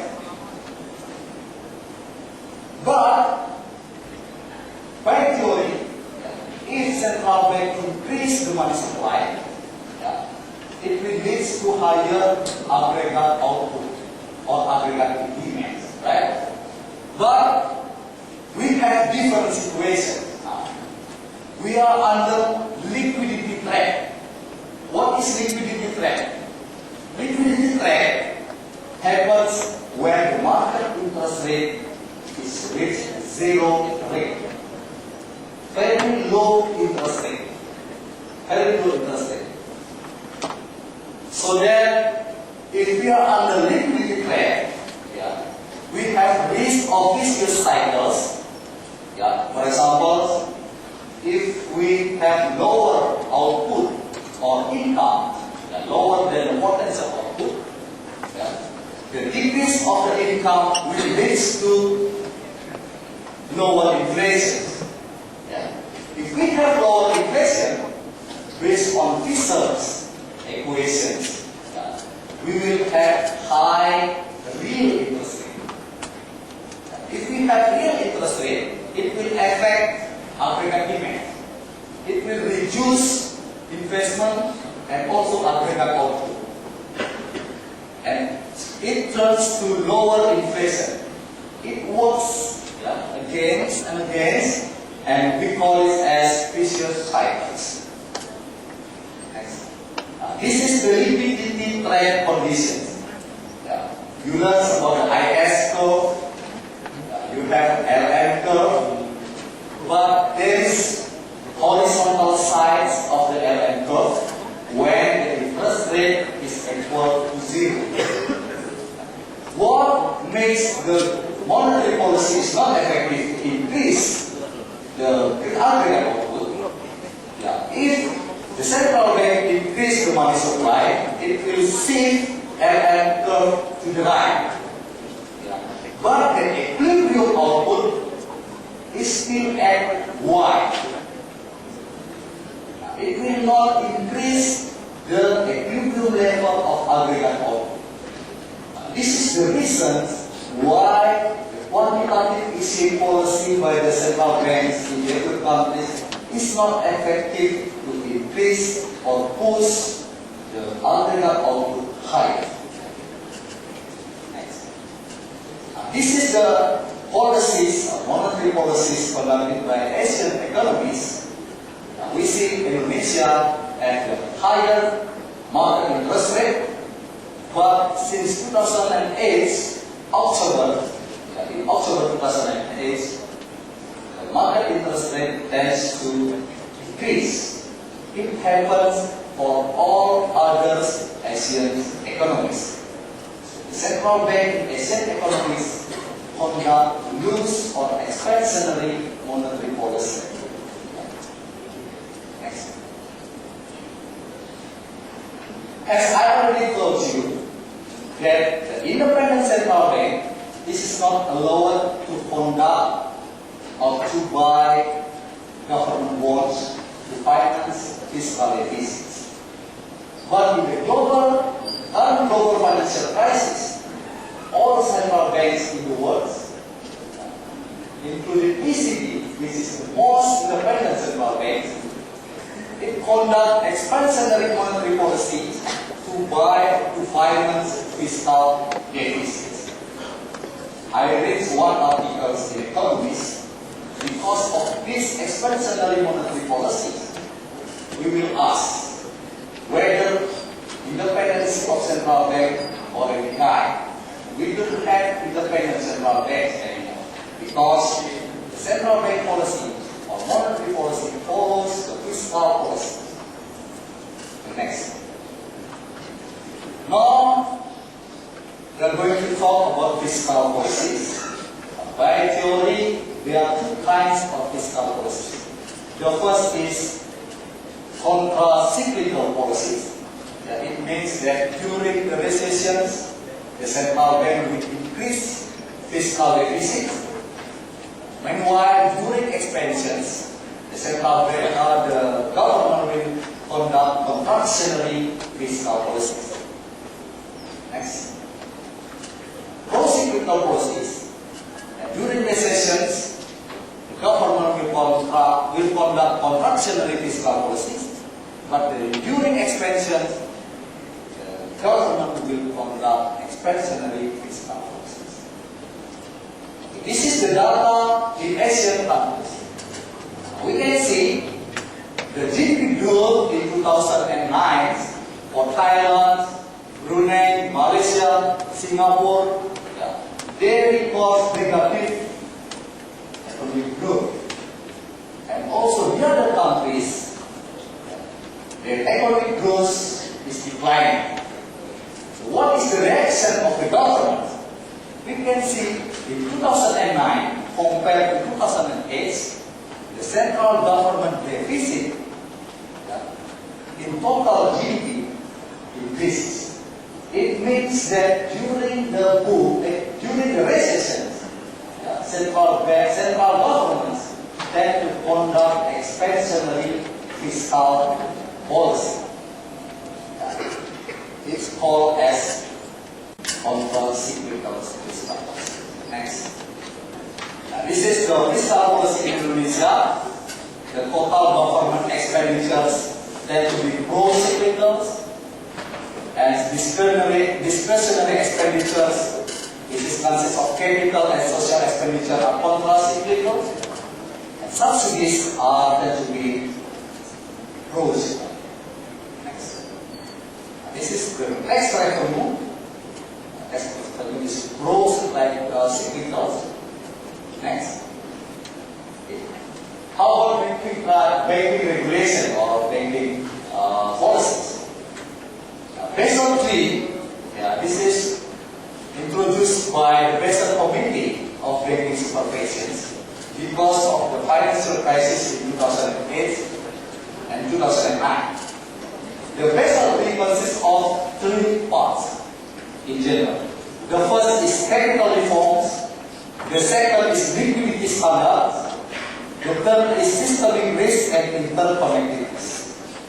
This is actually the revision of Basel II. Basel II is only focused on individuals' conditions or in the banking sectors. It concerns about the liquidity problem, it concerns about the solvency problem, but it cares about the systemic risk if one bank experiences crisis or breakdown. That's why, based on the Basel III, we are not only concerned about macro-prudentials, but we concern also about macro-prudentials. And based on the Basel III, the capitals must be counter-cyclical. Means that during the booms, the government will increase the requirement capitals, and during the recession, the government asks the banking sector to lower the capitals. Next. If during the crisis the banking sector needs to needs to lower capitals, it means that the banking sector will have room to provide credits. Yeah. But on the other hand, during booms, yeah, the government will ask for higher capitals. It will control the excessive credits provided by the banking sectors. This is the study about the impact of Basel III on lending spread. The Basel III policies is actually rise the lending spread, and that's the impact on the macroeconomics. Next. The introductions of the Basel III will suffer GDP growth. This is the trade-off of the banking policies based on the Basel III. If the banks have higher capitals, it becomes more safe if there is shock happens. But the trade-off is the interest rate margins increases and the GDP growth will be decreased. Next. Based on the data of the central banks of Indonesia, the requirement of the car based on the Basel III is 17.3%, but in the current situation we have 16.1% of car. So Indonesia banking sector has good performance amongst the other Asian banking sectors. Okay, that's all my presentation about the global financial crisis. Any questions? Thank you.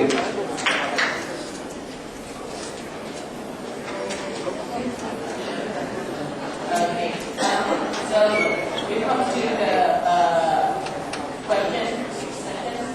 I will give, we have around 20 minutes for the question time. I will divide it into two sessions. So for the first session, I will give the opportunity for 3 people to ask. So, yeah. I know that you come from the macroeconomic and microeconomic class and you have learned a lot about the theory, the basic theory, and here Professor Butman and Dr. Kadek has given you some insights about what the macroeconomic policy has been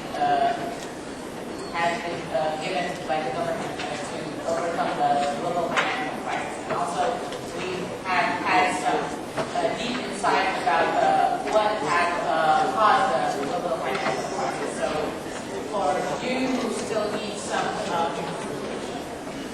explanation or you have some other ideas to add, please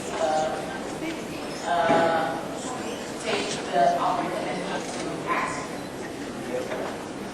Okay, I have one from the back and one from the middle. Yeah, one. Okay, I'll give the first opportunity here. Oh, okay, I'm going to give it. Yeah.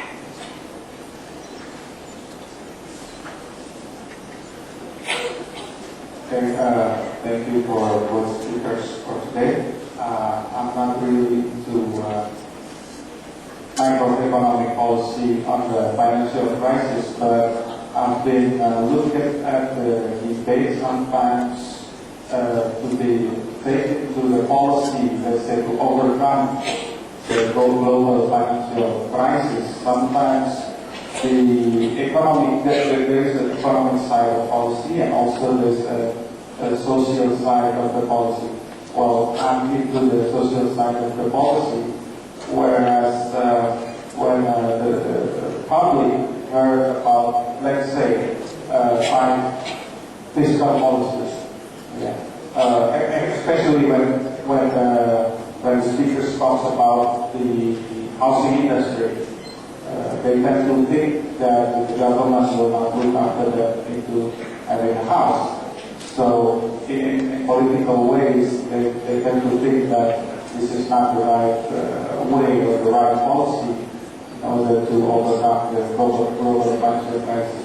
In Indonesia, we have some problems with the housing, of course, but until now, the government still give, well, I would say cheap houses, or let's say very low interest on the loan of houses, especially for the poor. We call it for the lower income people in Indonesia, lower income workers. They still have a very cheap loan on the housing. That's the first thing. I don't know, in macroeconomic policy, whether that is will impact as a new global financial crisis, or that will overcome the global financial crisis. The policy that happened in Indonesia. And then the second thing that I want to ask you is that is the macroeconomic policy during the global financial crisis in the world, are they going into convergence or divergence? Let's say some speaker says between Indonesia and Australia they have the same policy, and so that's more convergence. Maybe United States and Europe are more convergence, but in Europe itself, we see that some of the new leaders of the European countries it's come from different perspective of economic view. Let's say the new French president, Hollande, is a more socialist economic perspective. So what do you think in the future? Because I believe that this financial crisis is happening cyclical. Maybe in some way in the future we will experience some financial crisis. We have a limited time, so Yes, we yes, make your question short. Yes. That's good. So in the future, will there be convergence or difference?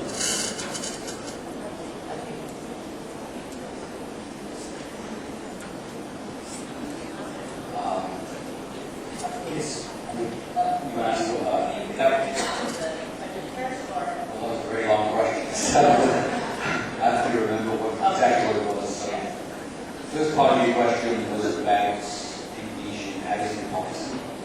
Is that right?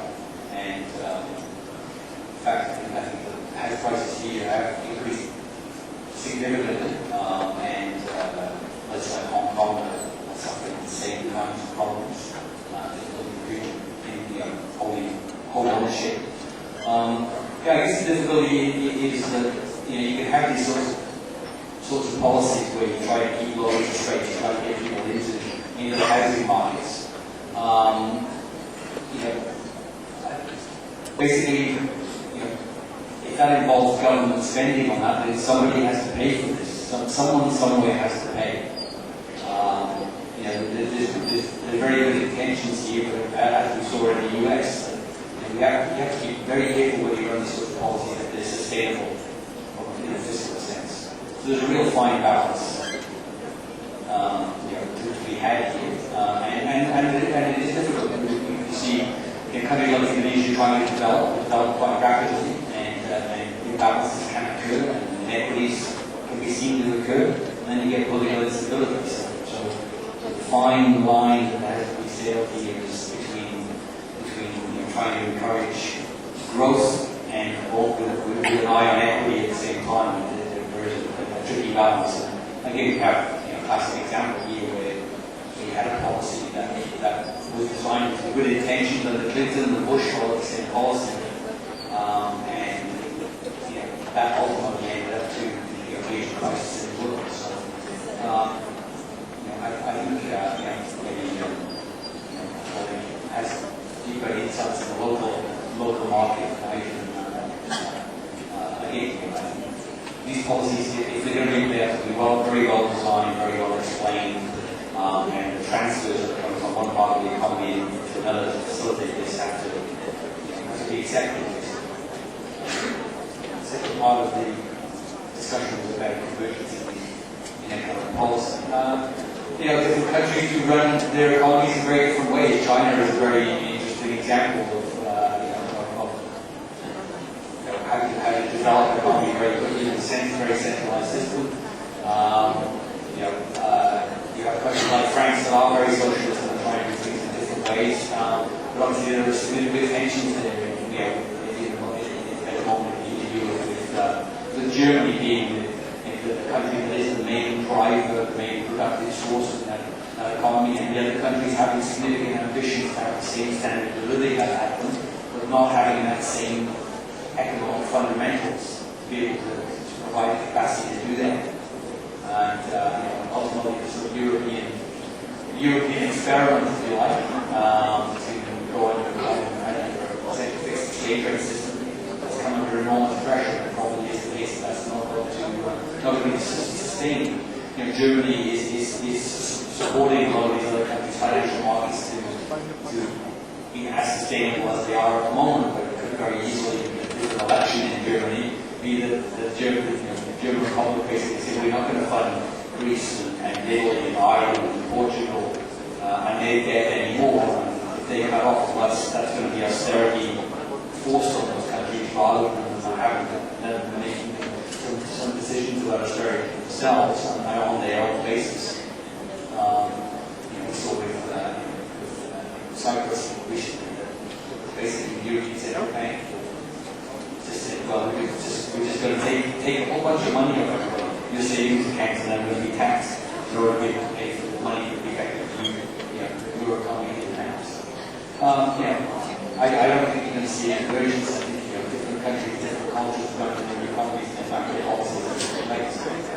That's going to be sustained, but it's also going to be ongoing tensions amongst countries, amongst policies. And rather than we try to have a coordinated policy like we do in Europe, there will always be tension.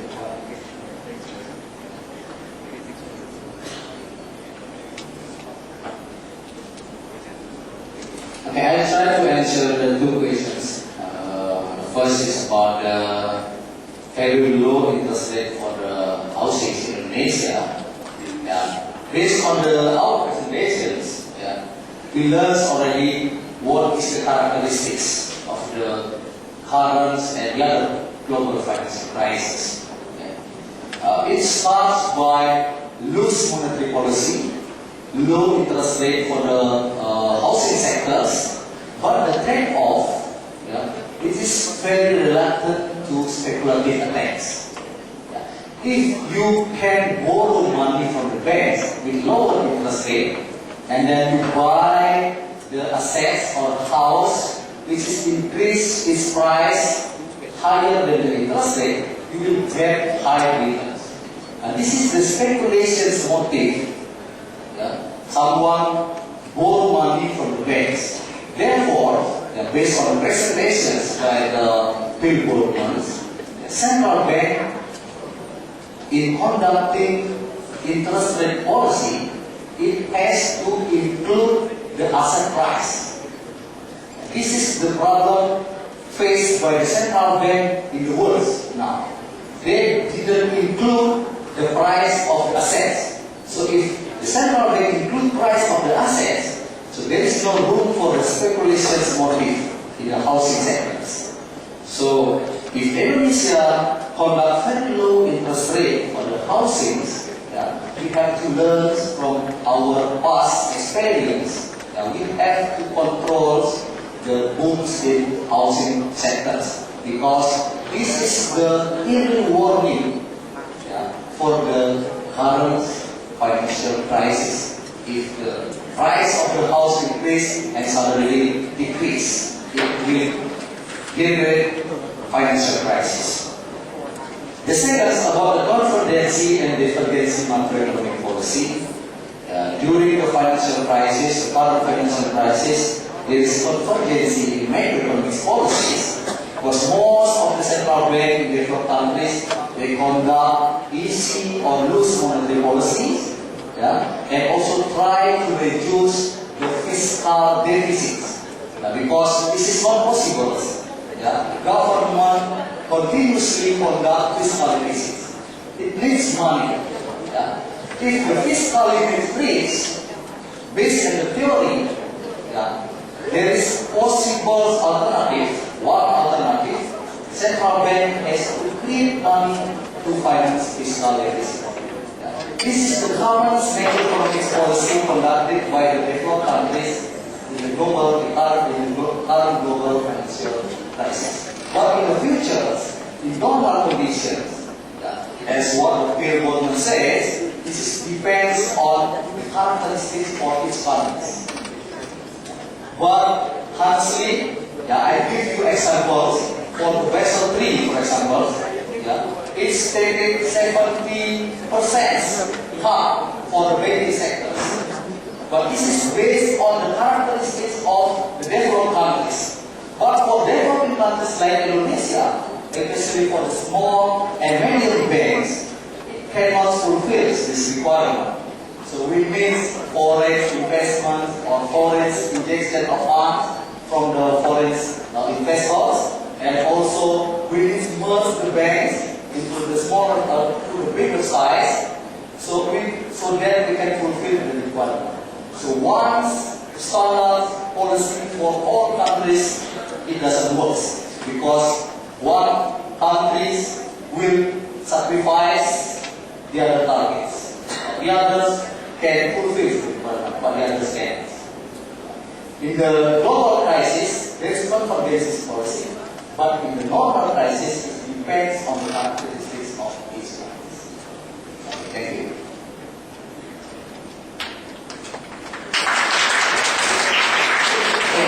So next time I speak to Diana White. Please state your name and what year.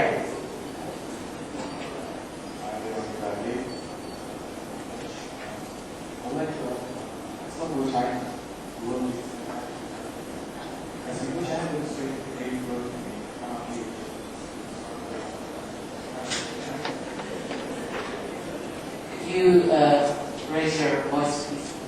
It's a good idea that you change, but many countries face strong currency, right? And in the other hand, if you have anything that's stronger, that is more expensive, then you will have the equity.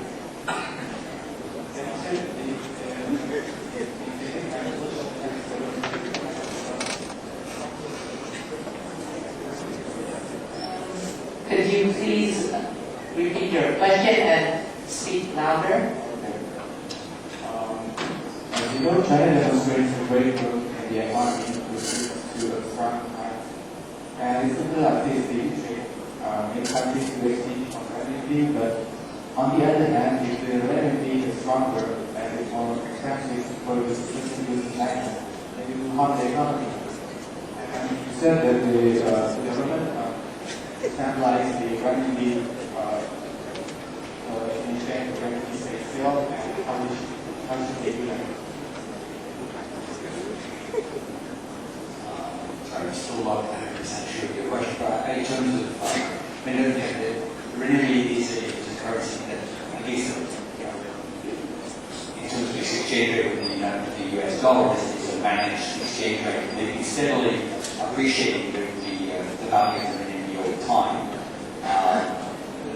You know, in order to basically, you know, as the Chinese economy is stronger, I mean, its relationship with the US and trade with the US is partly, you know, is driven by the value of the exchange rate, and the US is negotiating with China to, you know, the Chinese currency will become more expensive, therefore the US dollar will become cheaper, so that, you know, so the US can still trade and actively export to China while still be willing to buy plenty of goods from China and help to develop.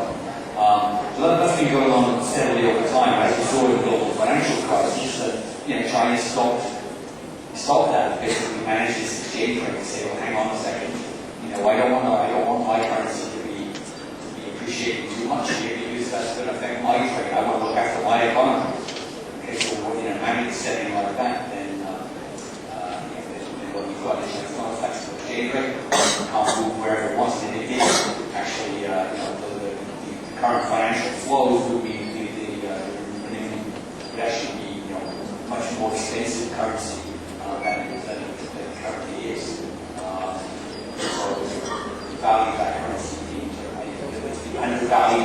promote trade.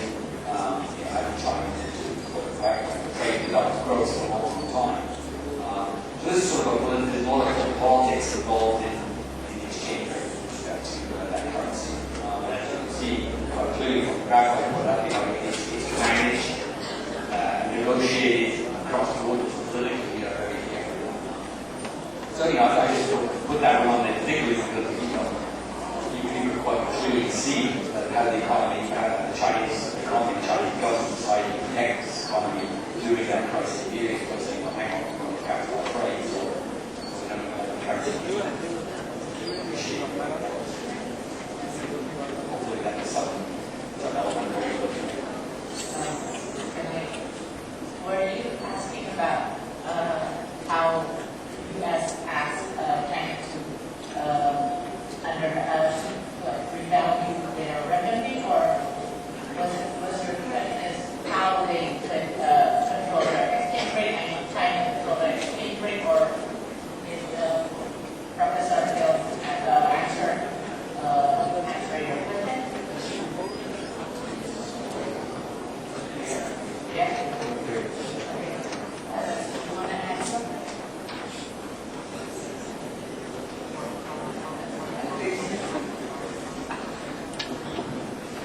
I think your question is very advanced right now. Because in the third countries, if you try to remember very basic macroeconomics theory, Y is equal to consumption plus investment plus government expenditure plus net export. Or C plus I plus G is declining. So only net export now can push the aggregate output or demand. So in China, it has highest economic growth. Normally, the countries that has high economic growth, they will have very strong currency. But China keep their currency under trade. That's why the US government asked the Central Bank of China to lend the currency to the market. But actually not only China conduct this policy. Now the banks also conduct the other values currencies, domestic currency, to push their net export. Because this is only factor can push the aggregate output of income in the current financial crisis. Then it is called as currency war among the developed countries. That's the reason why China, even it has high economic growth, but keep their domestic currency under value. The objective is to push net export in this country. Okay, thank you.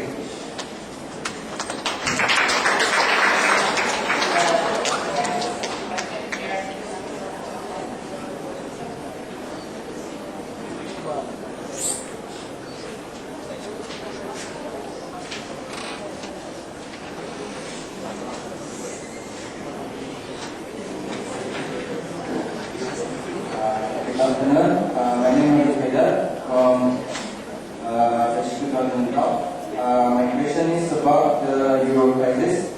We know that because of euro crisis, there is the Greek money from Goldman Sachs around 1999, and in the 2012, the Goldman Sachs forced to take the money back, and crisis began.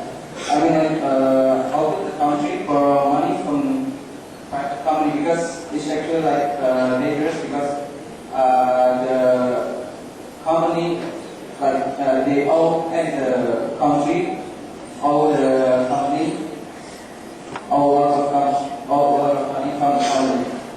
Should the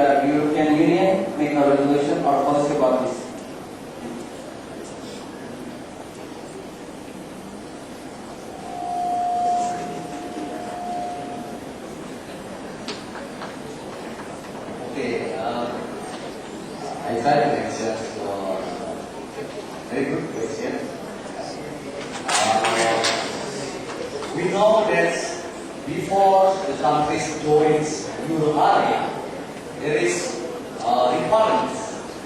There's some requirements. The first is they have the fiscal deficits, lower than 3% GDP, and also the debt crisis not higher than 60% of GDP. So by these requirements, we assume that the countries in the in the Euro area is complicated. They have very similar characteristics. But actually, if we see the data, macroeconomic data, some of the countries experience very huge deficits, higher than 3%, and also the debt is higher than 60%, especially for the Eastern European countries, because they have high economic growth, the private sectors or private investors invest their money in these countries. There is very huge capital inflow. If the countries experience huge capital inflow, there is a tendency that we will have financial crisis. Okay? When the Greece, many policies they about there is fiscal and also government debt, it brings negative sentiments to the market.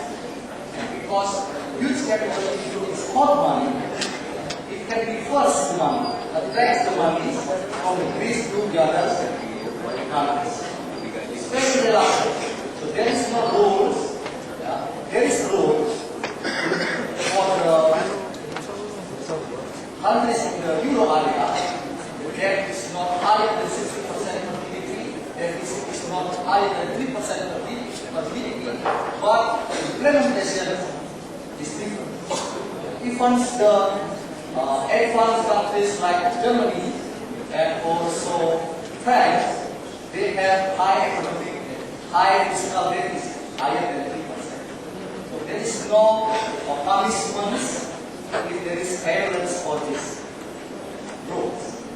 It makes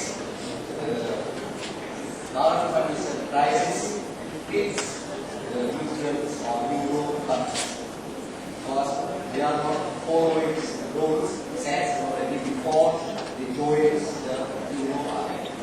And this is my opinion. I think that's right. I think at the end of the day, probably the bigger problem when you look at Europe is just there's a lot of corruption and a lot of people don't pay tax. And you can't have a country that, countries that have ambitions to have a standard of living of a country like Germany, where people do pay tax, they're very productive economies, trading very seriously with the rest of the world, and then have governments basically who don't bring in very much tax. Business people avoid tax wherever they can, politicians avoid tax wherever they can, and a lot of the spending that goes on is ultimately corrupt. And if you do that for long enough, you get bad debt, and things rise. So that I think, besides that underlying economic theory about an economic union, common currency. The economies effectively are very similar to each other. They run their monetary policy and fiscal policy in similar ways. But there's a kind of economic condition that you need for that to work. As if many countries really want to. But when you have a system where actually you put lots of countries together, you have one or two very strong countries and other countries and essentially trying to live off those and do things that they shouldn't be doing. That doesn't work. That's what we're finding now. So, the productive countries will lending to these other countries and want their money back. So you've got a European central bank which is trying to make all this work, defend the euro, defend the European system. It's in a really difficult position. Like I said, for the first time, recently they went to Cyprus and said, well, sorry, you have to give us some of your money back. And people who have savings, they basically lost those savings. They effectively had to pay money back to the European Central Bank because the government had given the money that they really owned. what it is they feel on. So, I think very good question. If you understand how these economic systems can work. At the bottom line, a lot of issues in the financial crisis come down to just corrupt behaviour, people trying to hide things, people not paying tax, people trying to hide risky products from each other, create things that people didn't understand. That's the kind of thing that Basel III and the we actually correct what you get. The economy is promoting productivity, setting standards of living with based on productive behavior, doing the right things to affect exchange rate of trade. There are clearly balances that we have to have between equity and growth, political stability, social stability, social cohesiveness, and these are all really important things. As an example of the tensions and role play as we try to develop. You can see, I think it's relatively straightforward. I think we're looking then to see what could happen if things go right. And the Eurozone crisis, Indonesia learned a lot, I think, from the Asian crisis. And this crisis, the crisis is the mother of invention, the crisis is opportunity. So you learn from those things and you go next one. One last thing that before we finish, I'll pass it over. I was going to, you all have to write an essay, is that right, on the basis of this? It's marked in the particular course. Okay, so hopefully you had some help with that. I will mention that I'll provide a prize for the best essay produced from this, so I will obviously ask people to mark. So the prize will be a copy of my new book, okay, and also the Australian dollars, which I guess we can do that as well.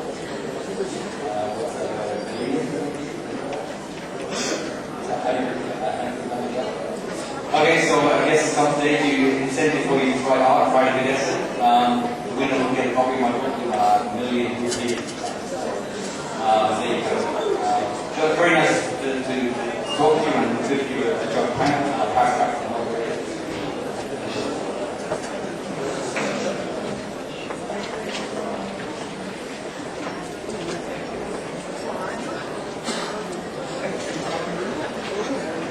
Okay, so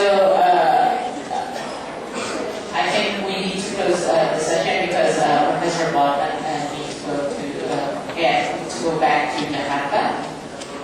So yeah, you have heard from Professor.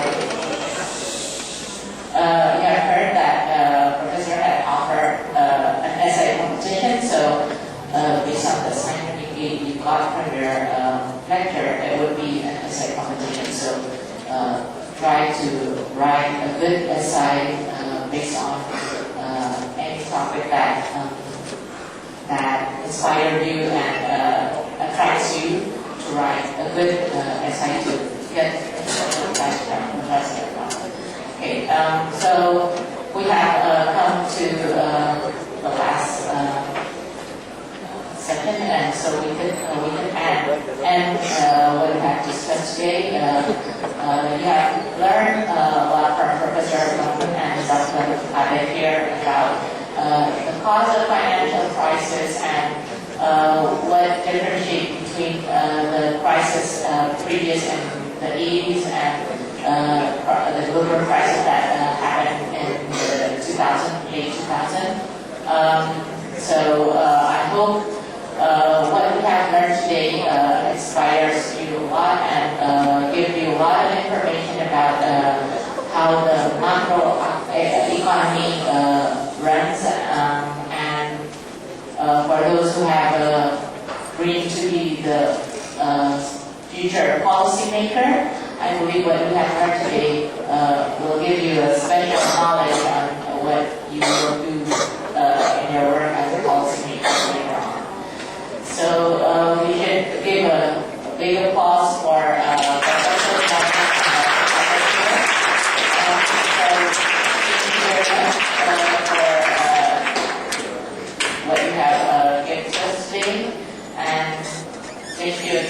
also for your attendance. I'll give the session back to Eva.